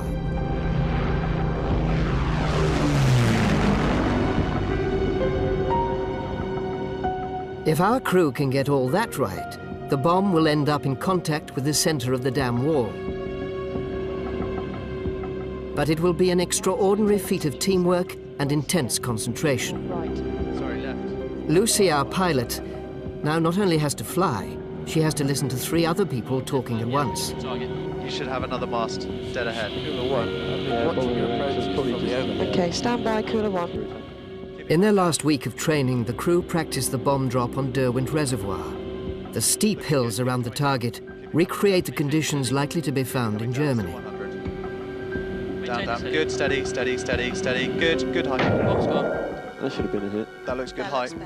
That's pretty much spot on. Down, down. Good, steady, steady, steady, steady. Good, good height. That should have been a hit. That looks good height. That's pretty much spot on. Okay, unfreeze. Okay, I'm freezing. Full power. Full power. Full power. Crew from radio. Yep. The last drop, height was spot on. We were 5 knots slow, and we were 100 meters too early, and 100 meters to the right of track because we came in from the left. Copy that. But out of 12 practice missions, they only managed to line up well on 2 occasions. Keep it coming down, still 100. Down, down. Good, steady, steady, steady. To make things even more realistic, Frankie, the mission controller, calls up Lucy on the VHF radio and offers advice. Cooler 9, this is Cooler 1. Watching your approaches from the overhead, your approaches are almost perfect. This is exactly what Guy Gibson, the original crew's wing commander, would have done in the air to his pilots. Directly overhead the spot height, and then dropping down afterwards, which will give you the perfect approach. Steady. Lucy now has to listen to 4 people on her headset. Up, up, up, up, up. Steady, steady, steady. Good, good height. Good. Unfreeze, let's go, man. Full power. Despite the extra chatter on the radio, Lucy and her crew actually benefit from the guidance. Their next 2 attempts are long-sought successes. But the crew don't like accepting help. Exactly, listen to the nav. Yeah, I was just getting this airborne message from someone who knows better. Ignore everybody else. We're our own army. 0 for now, go ahead. Sabotage message. We don't need anybody else. Okay, 089. Right, pull up, pull up, pull up. We just crashed. Bang! Would have been a posthumous VCs. Full breach, attack line perfect. Good, Oh. thank you. Well done, crew. So he destroyed the dam, but we all died in the process. That's good. For king of country. That's what you're there for. I like that. It's a disaster. Guy Gibson would not have been impressed.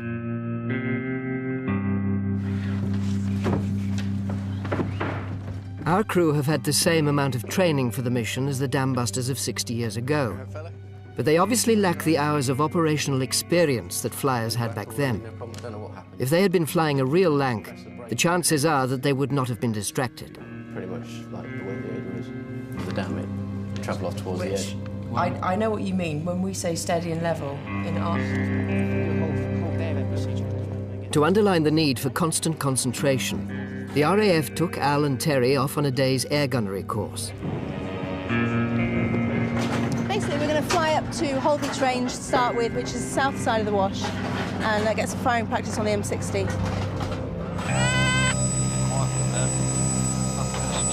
Set the buddy boxes forward for the small fat A. Two boxes, like that. Looks 2 to primary.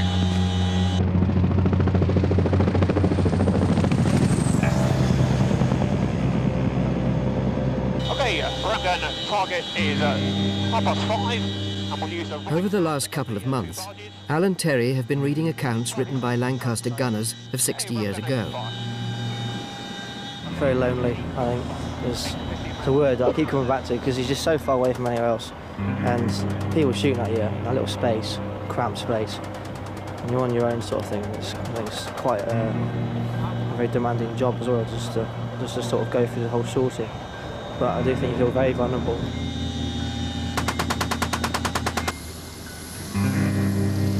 Can you hear me, Terry? I mean, obviously the whole crew was in danger, and it was a dangerous job to be any part of the crew, but I think the gunners, especially the rear gunner, I've been reading about it, and certainly two of the worst dangers were freezing cold and fire. His guns would seize up, the ammo would get frozen, very dangerous.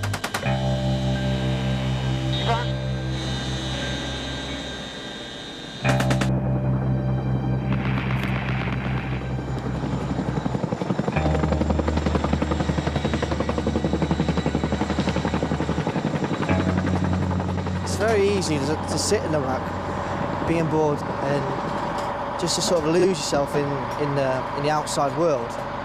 And then suddenly somebody starts shooting at you, and you've got a split second to react. You haven't got time to walk your bullets onto the target. You've got a split second to shoot back, otherwise, you know, you're going to stave in and he's going to kill you. So that level of concentration for 6 hours, 7 hour sorties is just, it's on a different planet from anything we've learned, really. So all's fair in love and war, I suppose. While Al and Terry were shooting up barges, Lucy went to pick the brains of a real Lancaster pilot. Back in 1943, one of the specially modified Lancasters was delivered to RAF Scampton. Crews were amazed to see a woman emerge from the cockpit.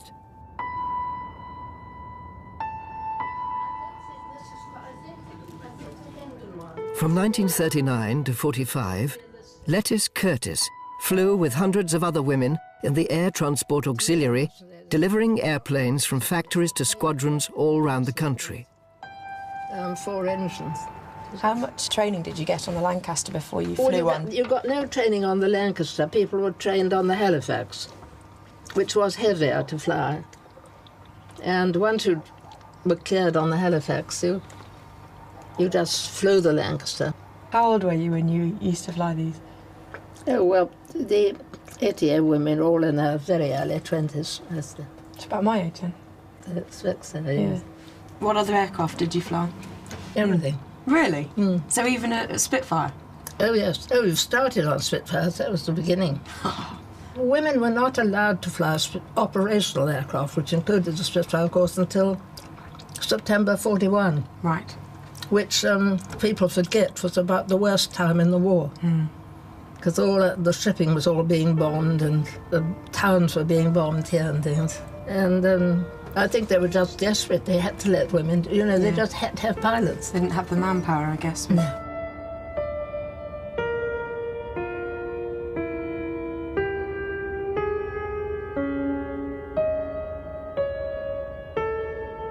I don't know how anybody ever got into it. During the war, there were 166 ATA women flying RAF aircraft.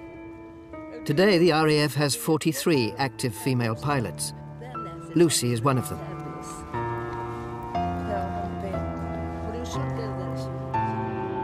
Tonight will be her last chance to perfect her flying skills before attempting the dam's raid.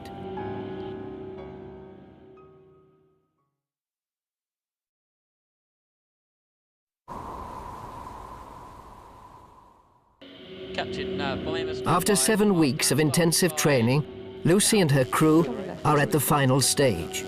Cooler 8 is now attacking. Crew shouldn't be long before we're called in, and they say again that perfect heading for the target run is 181 nav. This last practice exercise is designed to get them as close to real operation readiness as possible. Tonight they will fly in the company of 8 other virtual aircraft.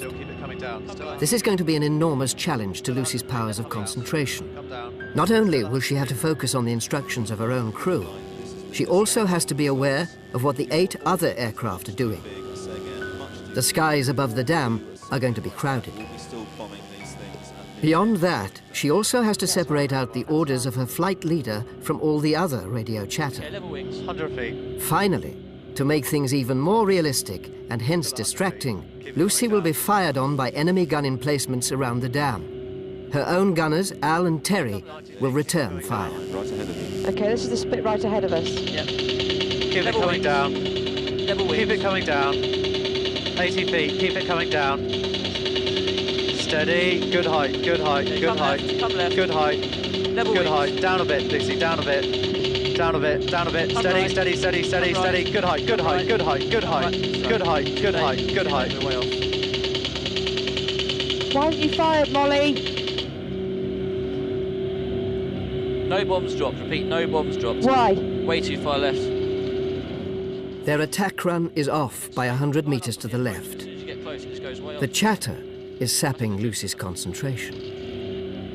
My brain's just going to go into meltdown in a minute. I've got about 4 people speaking at once. 100 feet. They are ordered to go back around. They will get one last chance to attack the target. Still 100 feet. 80 feet. Steady. Good height, good height, good height. Good height, good height. Good height. Come right. Good height.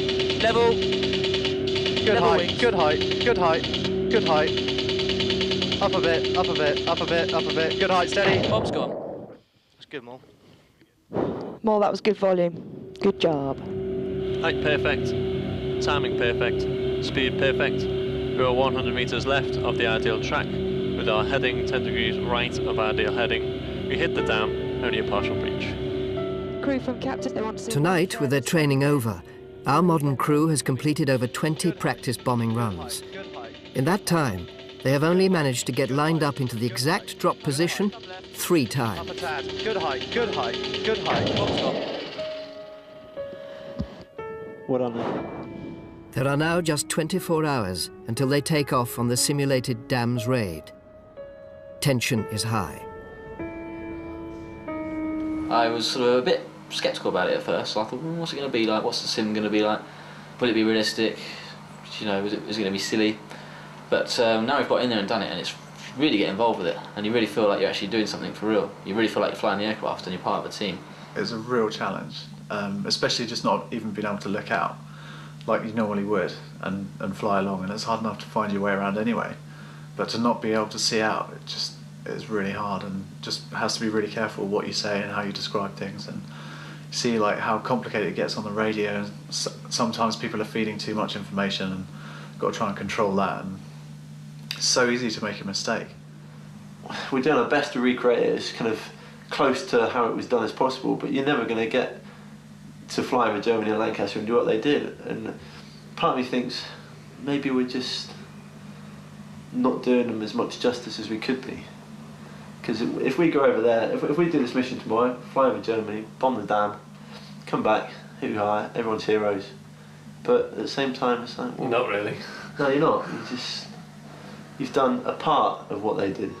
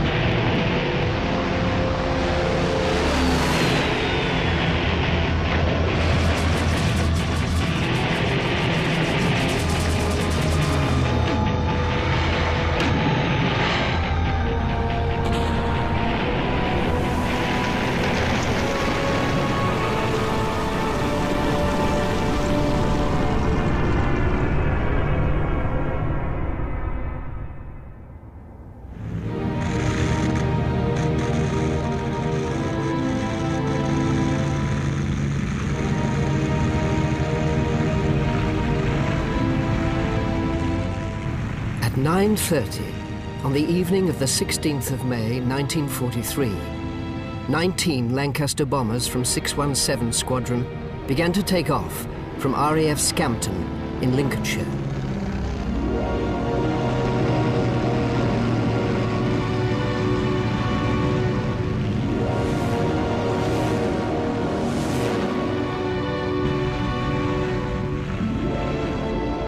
Flying at treetop height, they slipped out over the Wash, crossed Norfolk and Suffolk, and left the English coast at Southwold. Okay, I'll be registered.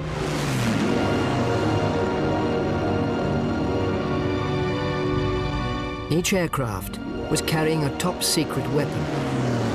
Registered. Headed 115 degrees, corrected for wind.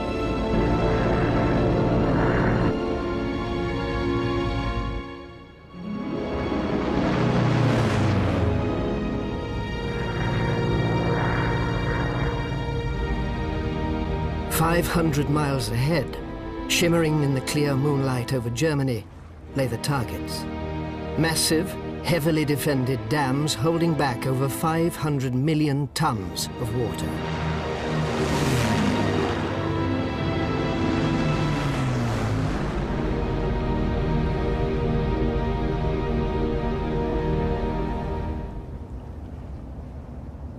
For the air crews, the operation would test their flying skills to the limit.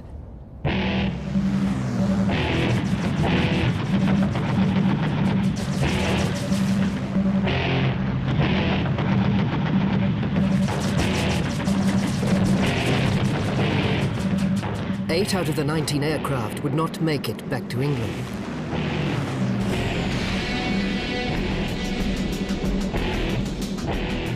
The Dambusters raid was one of the most intricate, perilous, and impressive pieces of flying in the history of military aviation. One of the more successful pilots was 22-year-old Australian Les Knight.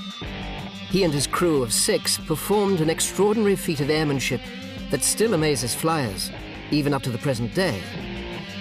His flight engineer was 26-year-old Ray Grayston. He was an exceptionally good pilot. He was absolutely brilliant. He'd fly the Lancaster like a fighter. I mean, old Les would come in on the wing, drop it down onto the runway.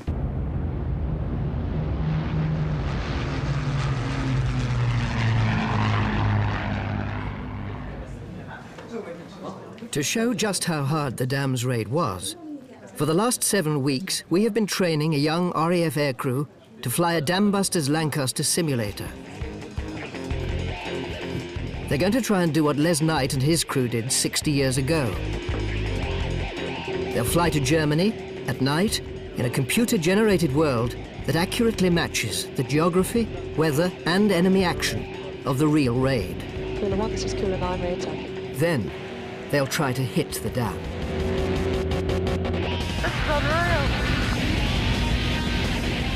Flight Lieutenant Lucy Robinson, the pilot, has learned to master the idiosyncrasies of flying a heavy World War II bomber.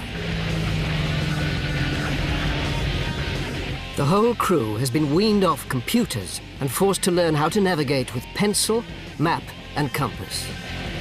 Paul Branty Brandt has been landed the job no one on the crew wanted. As the navigator, he's had to learn complex trigonometry. His job will be to sit in a blacked-out box for the entire mission, calculating all the aircraft's headings and timings. If he gets one wrong, they'll be horribly lost. The rest of the crew scour the horizon, feeding Branty information about everything they can see. It's not easy. At very low altitudes, in the dark, visibility is severely restricted.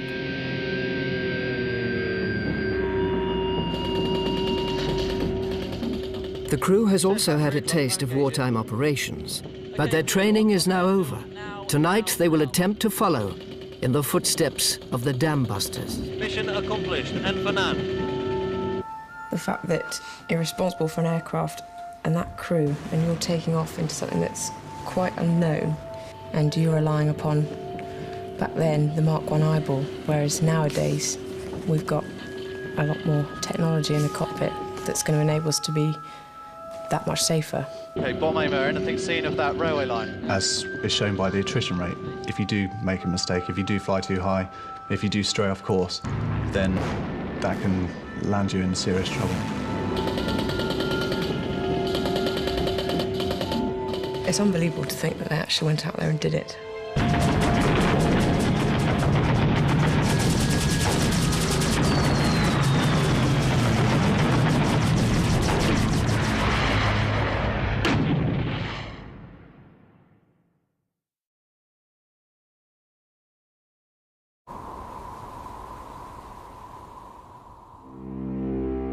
After weeks of intense pressure, the air crews, led by Wing Commander Guy Gibson and scientist Barnes Wallis, finally stood face to face on the 16th of May, 1943.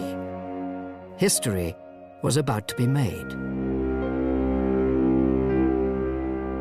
Basically, this is where the final briefing took place on the 16th of May, Sunday 16th of May 1943, in through these doors here. Now, if you can imagine... Security was so tight that only the pilots and navigators were told what the route to the target was a mere 12 hours before takeoff.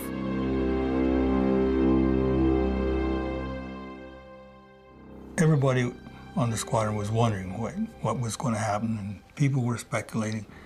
But every once in a while, we'd have a lecture from the boss, Gibson, and he would say, I don't want anybody going around wondering what we're going to do or what we're doing this for. He said, the only way we can do what we're going to do is if everybody keeps their mouth shut. We'd been put under a quarantine of not being allowed to discuss, phone, and write letters to anybody. Telephones were banned, everything else. So we were in the isolation position, really, knowing so big was going to happen. All through the 16th, the atmosphere at Scampton was thick enough to cut with a knife. Locked in rooms all day long, navigators silently worked on all the complex calculations they had to perform to get to the dams. But still, the strict level of secrecy prevailed. Even the head of administration, the adjutant, knew little of the raid. I knew that it was going to be something special, and we'd already had the flying program and all that sort of thing. I'd had 2 briefings and so on, and they all gathered around the flight offices on the ground waiting for the transportation to go to the aircraft. Now that was really something. You knew that something historical was going to happen. Then, at 6 p.m., 3.5 hours before the operation, the rest of the air crews were finally let in on the secret. They were told about the operation, first of all by Guy Gibson, then Barnes Wallis explained the details, and finally Air Vice Marshal the Honourable R.A. Cochrane then gave them a final send-off and said good luck. It was a great surprise when we found out eventually what the target was. We had no idea it was the dams. In the operational briefing, the 9 crews who had performed best in practice were the first wave, led by Gibson himself. They were assigned the big prize, the massive and heavily defended Myrna Dam. Their second target was the Ada, a dam to the east. Together, these two held back over 300 million tons of water, which supplied key industrial sites. In addition, the Ada was used to control the level of the Mittelland Canal, a major supply route. Les Knight, flying aircraft AJN, was included in the first wave of 9. The second wave of 5 aircraft were to attack the Sorpa. But despite its key strategic value, there was doubt about the chances of success. It was a totally different design. Instead of a masonry structure, the Sorpa was an earth bank dam, a central watertight concrete core supported by 2 enormous earth banks. These would absorb most of the impact of the explosion. But Wallis was not deterred. He knew how vital it was to destroy the Sorpa as well. He insisted that if several upkeeps were dropped correctly, the concrete core might crack and the seeping water would soon erode the dam. But with only 5 Lancasters detailed to attack it, there was no margin for error. The third wave of 5 aircraft were a flying reserve to be called in to replace casualties. By the time the briefing had ended and crews had studied the models and photographs of the targets, there were only a couple of hours left until takeoff. We all normally went to the mess, and they gave us a cracking meal, because it might be your last one. At 8:30 p.m., the crews headed out to their aircraft. It was a great thrill, really. And then you get this business that Guy Gibson turns up in his shooting brake with his crew and comes right across to me and says, "Don't forget to get the beer in when we come back," you know. The dramatic part is when it's silent, you know, and then suddenly they open the engines and they start, you know, opening the throttles and they start revving up, you know, then waddling along to the takeoff point. That's the exciting part.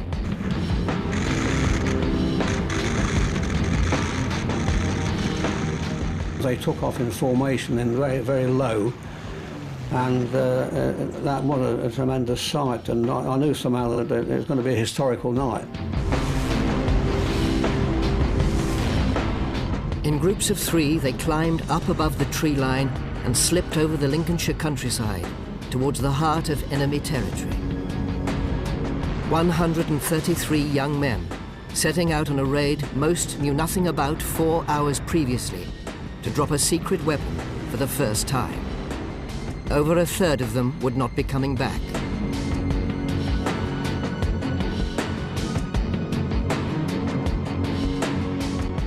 For many senior figures, it would be a long night.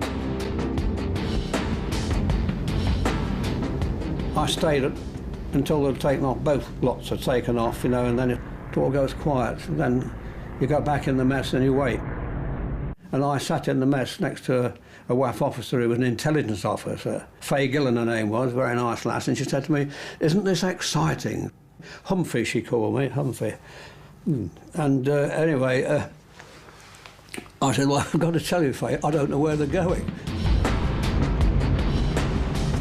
Across the Atlantic, Churchill and his chiefs of staff were waiting to meet their American counterparts to discuss the future conduct of the war. Tomorrow, the dam's raid would make the headlines all round the world.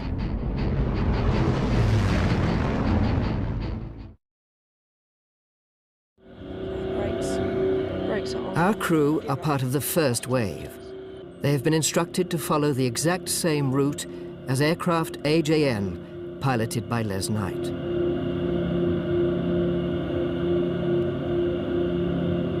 Around 11 o'clock, the crews saw the Dutch coast on the horizon. Captain Boehmer, confirm you have visual with coast. Disaster was about to strike. Just about.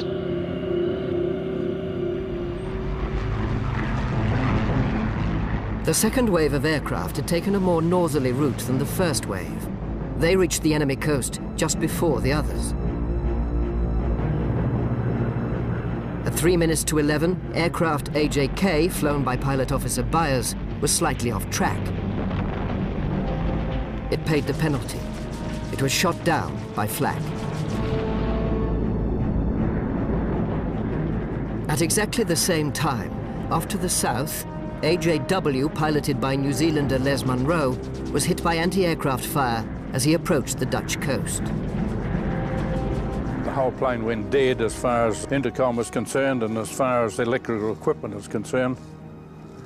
I asked my wireless operator to inspect the damage and see whether there was any possibility of repairing it, and he came back and said no, there was no possibility.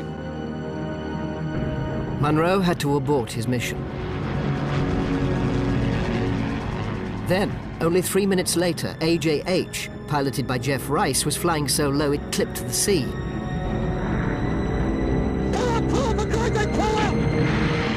The upkeep bomb was ripped clean off. The rear gunner complained bitterly about getting wet. They too flew back to Scampton. 40 minutes later, AJE, in the hands of Flight Lieutenant Barlow, crashed. It flew into power cables, although it may have been previously hit by flak. 4 out of the 5 second-wave aircraft ordered to hit the Sorpe Dam had been lost even before reaching Germany. The 5th was piloted by Big Joe McCarthy. He was an American who joined the Royal Canadian Air Force in 1941. Joe flew onto his target alone. Luckily, the first wave was faring a little better. The 9 aircraft were flying in 3 groups of 3, at 10-minute intervals.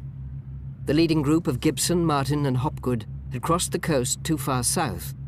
Wind across the North Sea had more effect than anticipated. They had to correct to the northeast to reach the next landmark of Roosendaal.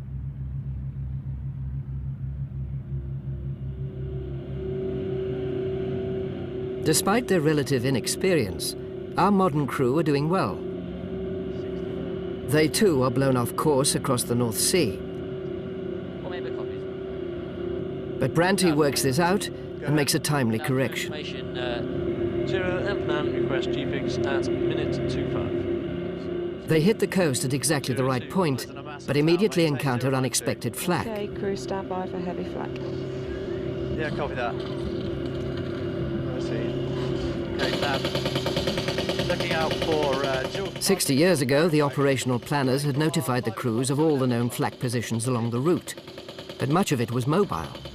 The navigators could only plan routes that would avoid the worst of the trouble. And in the main, I think they succeeded to keep us away from that trouble.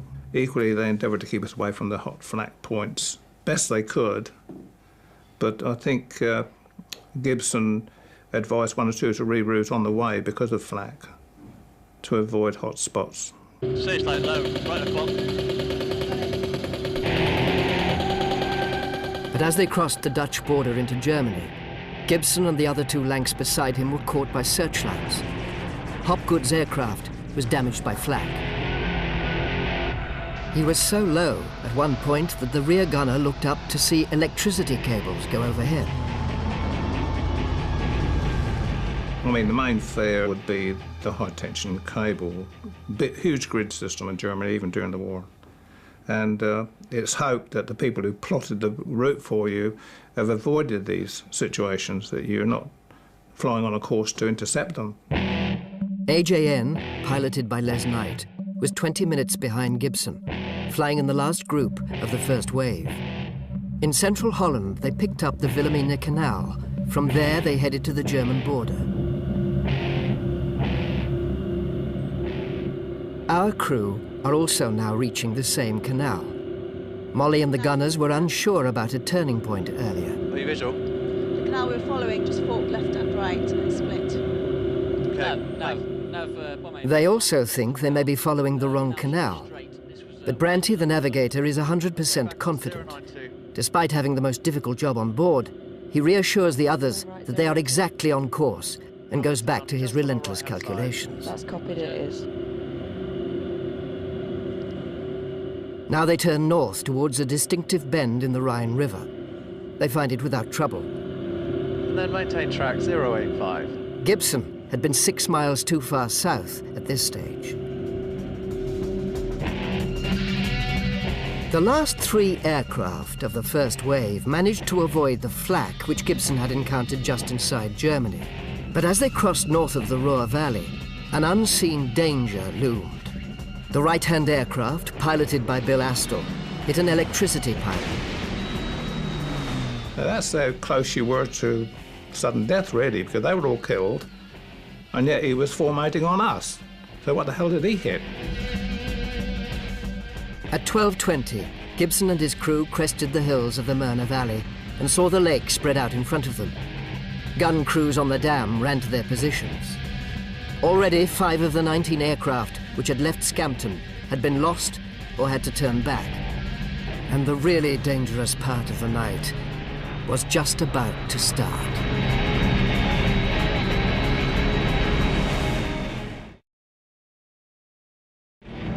Back in England, Barnes Wallis, the inventor of the bouncing bomb, waited in anxious anticipation. No one had ever dropped a live upkeep under the required launch conditions. Not even Wallis could guarantee it would work.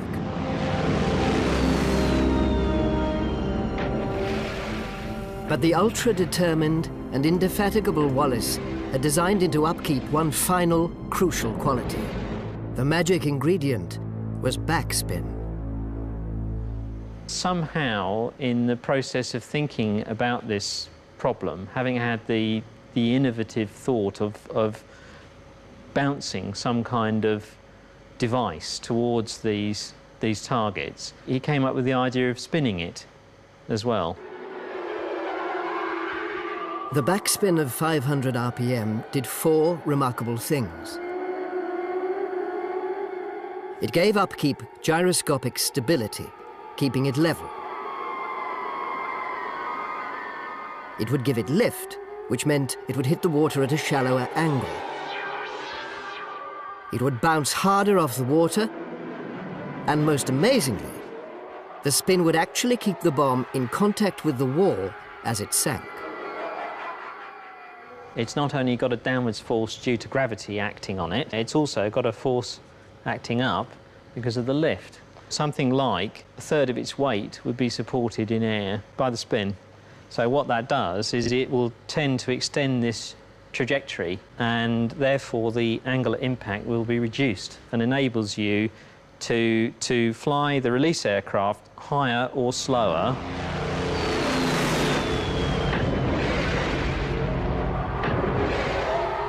When it hits the dam and actually sinks into the water, the spin is such that effectively it's sinking, so the water is flowing up past it that way.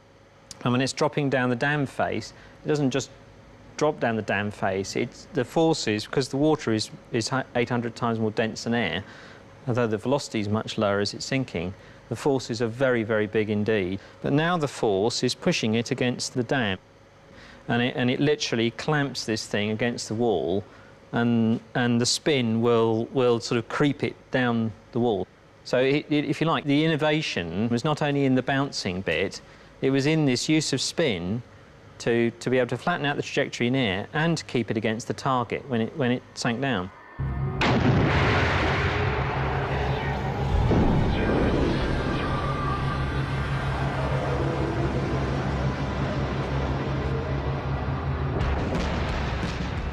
At 12:30 a.m., AJN, piloted by Les Knight, arrived at the dam. It was a surreal scene. With Astle lost, the 8 remaining Lancasters of the first wave were now orbiting in clear moonlight at treetop height. German fighters would not engage them at this incredibly low altitude. Guy Gibson had just finished his run. He and his crew had endured withering fire from the flak guns on top of the dam. Afterwards, he wrote that the shells flying past his aircraft had terrified him. He believed in a second he'd be dead. He survived. His upkeep bounced, but it exploded short of the target. It was going to be a long night. The next aircraft to attack the Myrna Dam was piloted by Flight Lieutenant Hopgood. He was unlucky. The other crews saw him being hit several times. By the time his plane crossed the dam, it was in flames. It exploded and crashed 3 miles beyond in a field.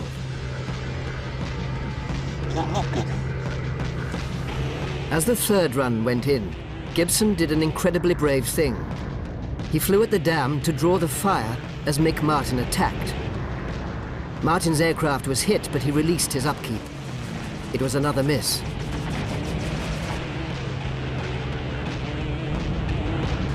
So the fourth aircraft was ordered in. Despite the terrible dangers, Gibson and Martin again flew alongside Dinghy Young. His attack seemed to be perfect.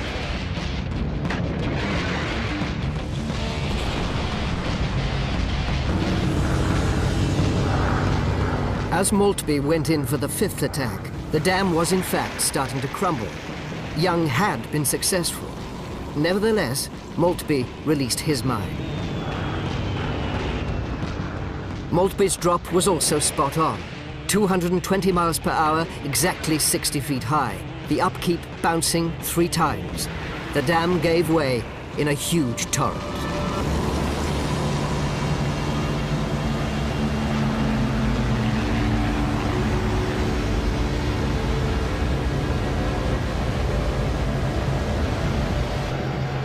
It had taken 5 runs to crack the Myrna. Now, only 3 aircraft in the first wave still had an upkeep on board. Gibson ordered Les Knight, Dave Shannon, and Henry Maudsley to follow him to the second target, the Ada Dam, 15 minutes away.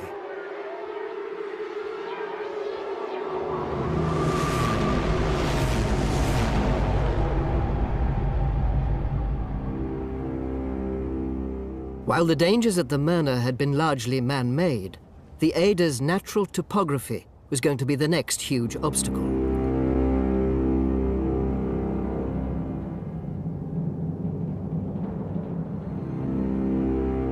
The approach was hellish. To the north of the dam is Waldeck Castle. It stands 1,000 feet above the lake's surface. The crews had to dive steeply, turn sharply through 90 degrees, and then hop up over a promontory. They then had just 5 seconds to line up with the dam at the correct speed and height. To top things off, on the far side was a 1,000-foot hill. We had to come in from about 800 feet, drop the machine down to 60 feet. A few seconds to level off, and it's more or less released within seconds, and then climb like buggery to get at the other end. In fact, it was so hazardous that the Germans haven't even bothered to defend it. There were just 2 sentries with rifles.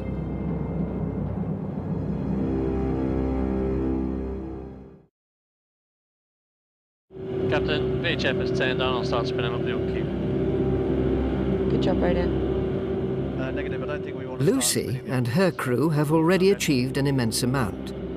They have much to be proud of. 47 and crew stand by on the radio. Despite a huge disadvantage in wartime operational experience, they have found their way to the target. Cooler 1, this is Cooler 9 checking in. They have been in the air for 3.5 hours, flying at concentration sapping treetop height, in the dark, in unfamiliar territory. Cooler 1, Cooler 9, how do you read? They were off course for a while over the North Sea and confused landmarks on the Dutch coast, but they have accurately navigated through Holland and Germany to the Myrna Dam. They've orbited patiently at the Myrna and have flown without hitch to the Ada. Okay, crew, no joy, back with you this frequency. They are now waiting for their turn to attack. The Mona Zay. Down, down. A little bit further down. 1:30 a.m., Gibson flicked on his VHF radio and ordered Dave Shannon to start his attack on the Ada. He tried 4 times to get his aircraft down into the correct position, but it was nightmarishly tricky. Down, steady, steady down. No, pull up.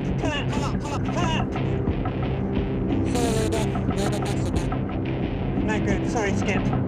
Christ almighty, Dave. Come out and orbit. Hello, Z-Zebra. Henry, your turn. Have a crack. Henry Maudsley tried twice, but he too found it almost impossible to get the right line. Too high. Pull up. So Gibson asked Shannon to go back in. This time Shannon did wrestle his aircraft into the correct position. His upkeep hit the right of the dam and exploded. But the dam stood firm. Maudsley was now sent in to try once more. Down, steady. Maudsley went in, and it was a disaster. We were under the impression he got damaged on the way in, and he had a hang-up on the mine, and it didn't hit the target area at all. It was way over in the valley before it exploded. And Gibson called him up to ask him if he was all right. And all he said was, "I think so." And those were the last words we heard from him. Maudsley, in fact, was shot down near the Dutch border on his return journey. Les Knight was now the only hope. He was the last of the first wave still carrying an upkeep. He had been watching the proceedings quietly for the last 20 minutes. He had formed a plan of his own and made a dummy run to try it out. I suppose we were lucky, really. We'd done one dummy run and got it pretty well right. They went back round to try it for real.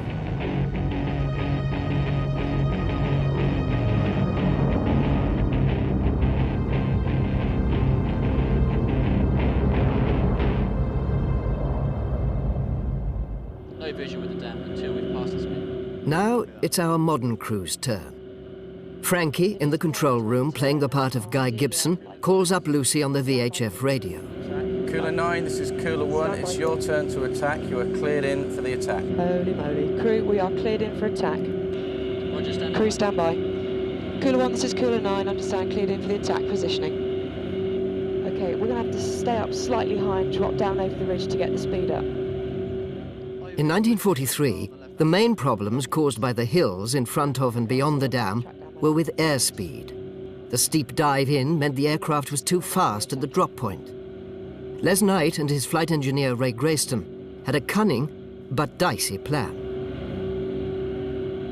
I was lucky, really. I'd tumbled to the fact that if I shut my engines right down, she would glide down to 60 feet, which I did. I was responsible for airspeed. So I chopped the engines right back and let them idle down to 60 feet. And with my fingers crossed, they'd open up and I slammed the throttles forward. And they did. Our modern crew's first run is way offline. Keep it coming down. Speed's good. On their second run, they veer too far left. The spit of land that masks the dam for most of the approach is forcing them offline. Keep it coming down, 120 feet. 100 feet, keep it coming down. Keep it coming down. Level wings. 100 feet, 100 Come feet, left. 80 feet. Steady, steady, steady. Go Good over, height, good height.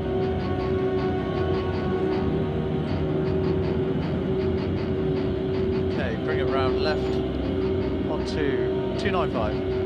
Okay, captain by update, that was close. Slight overcorrection at the end, just put us off the right-hand side of it. Okay, we need to get it soon, crew. On Les Knight's second run, he judged his height and turn over the approach promontory of land perfectly. But then they had less than 5 seconds to line up with the dam. Steady. Speed's good. Speed's good. Speed's good. Speed's good. Steady. Stay right. Off the way. In actual fact, we were spot on, absolutely spot on. We'd hit right in the middle, and the bottom came out initially. Just blew a hole straight through it, and then the top fell away. And that was it.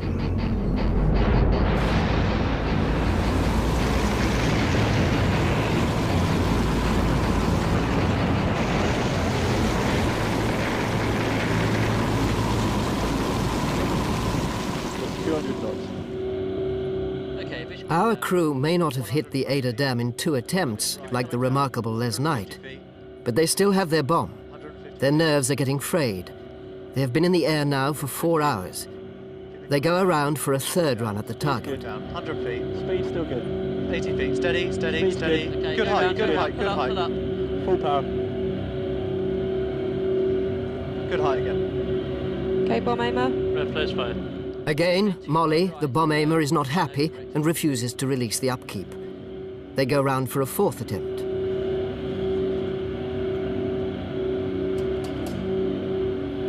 Okay, I have visual with the dam. Keep it coming down. Will do. Come right. 100 Right. feet. Keep it coming down. Nice and loud, crew. Come Keep right. it coming down. 100 feet still. Keep it coming down. Speed's good. Keep it coming down. Keep it coming Level down. wings. Keep it coming down. 100 feet. Keep it coming down. Keep Come it coming right. down. Speed's Keep it good. coming down. Come right. Still down. Go down. Get down. Level 100 wings. feet. Speed's good. 100 feet. Keep it coming down. Come left, come left. 80 feet. Speed's Steady. good. Good height. Come right, Steady. come Steady. right. Steady. Steady. Good height. Good height. Bomb's gone. Crew, stand by. Molly has dropped their one and only upkeep. It'll be too late. The aircraft's exact position at the release point is quickly noted. Red flare's fire. As Lucy and her crew head back to England, Frankie and the control room team start their calculations. Was it a hit or a miss?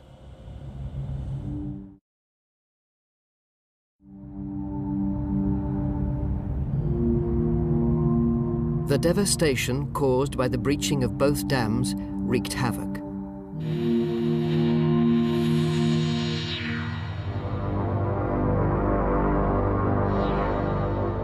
"1,300 people died in the floods. Armaments production was halted for 2 weeks. Steel production fell by 8%. Electricity supply was disrupted for the rest of the year in the Ruhr area. Gasworks were knocked out.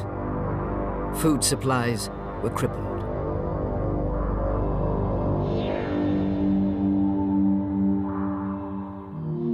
But the third major dam attacked that night stood firm. The Sorpe, long seen as a vital target, was hit, but not critically. Joe McCarthy got through, as did one of the flying reserve, Ken Brown. Wallace had predicted it would take several good hits to crack the Sorpe. 2 was not enough. Despite this, in military terms, the raid was hugely effective. It had demonstrated incredible accuracy against small targets in the heart of Germany. 30,000 workers had to be taken off key military projects to rebuild both dams. And the effect on morale was immense. The Germans called it a disaster, the British a major victory. To the inhabitants of occupied Europe, it was a huge psychological boost. But the cost to the squadron was heavy. 8 out of 19 aircraft were lost. 53 out of 133 aircrew died.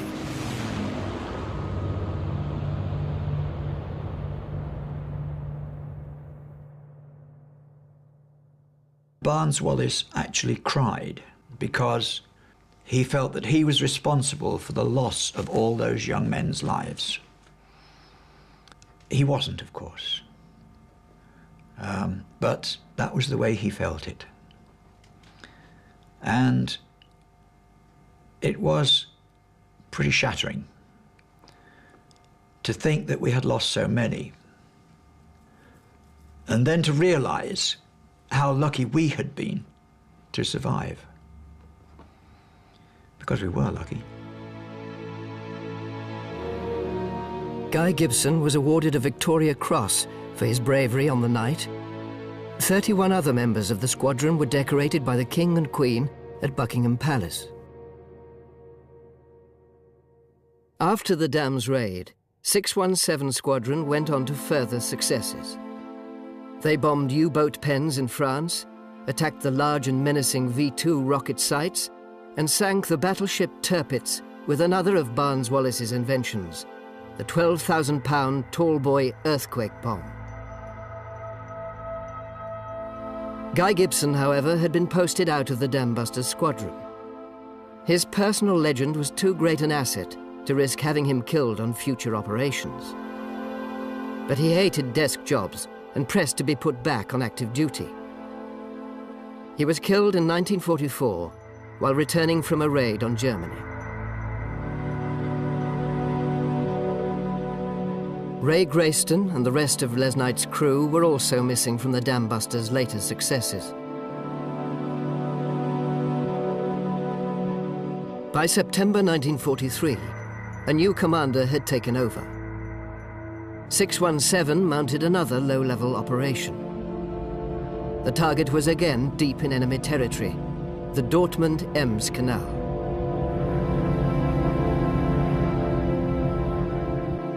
The raid itself, from the beginning, was a disaster. When we got there, it was a bit of a mess. We ran into fog, ground fog. Couldn't see the ground at all. Blinded, they clipped some trees. Their 2 port engines were wrecked. Flying on 2 starboard engines, the aircraft wanted to turn in a circle. Pilot Les Knight was in a contortion trying to keep it flying straight.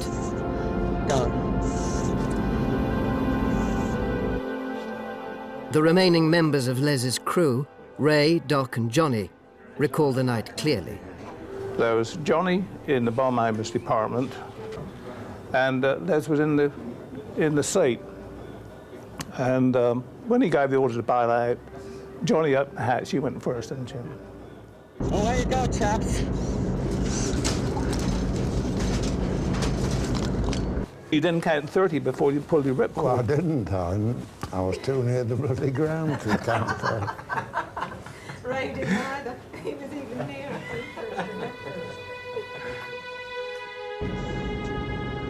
After struggling back to Holland, Les knew he couldn't keep the aircraft flying much longer. Les Knight was left alone in the aircraft, unable to move. His 6 crew jumped to safety. He was killed trying to crash land his airplane.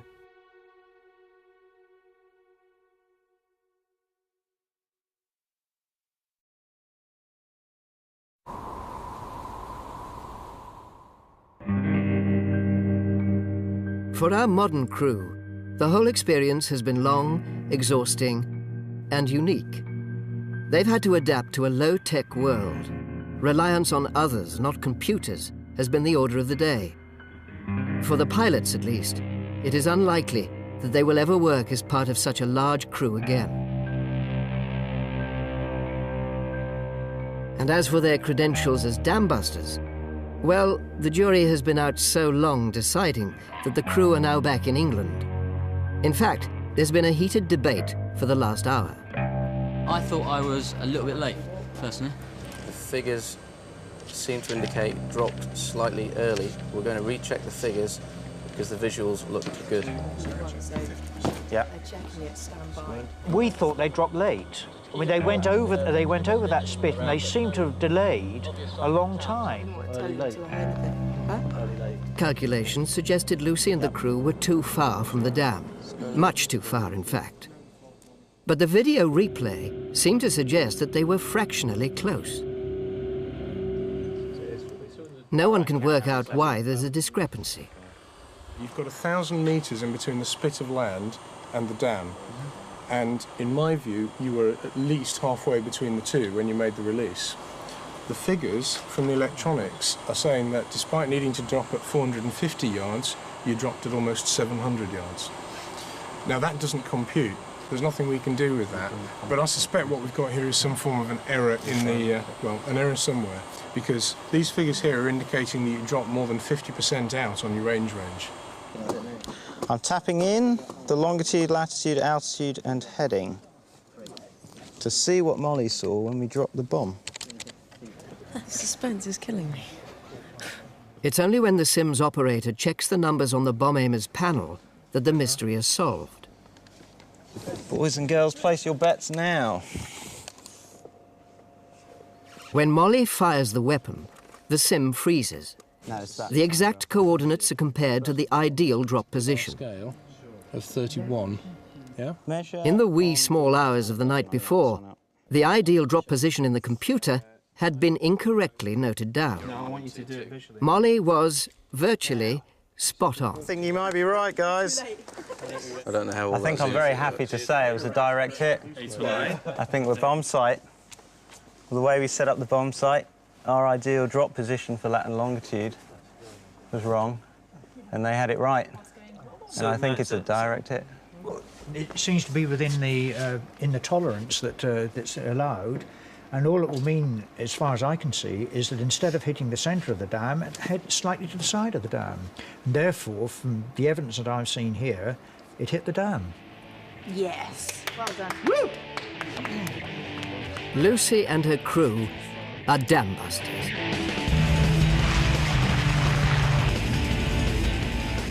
In only 7 weeks, our young RAF aircrew have travelled back in time and thrown off their reliance on computers.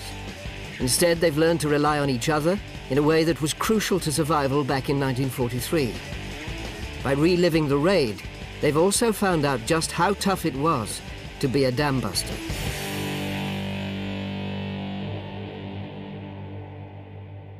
Johnny Johnson, Doc Sutherland, Bob Kello, Hobby Hobday, Harry O'Brien and Ray Grayston all survived the war.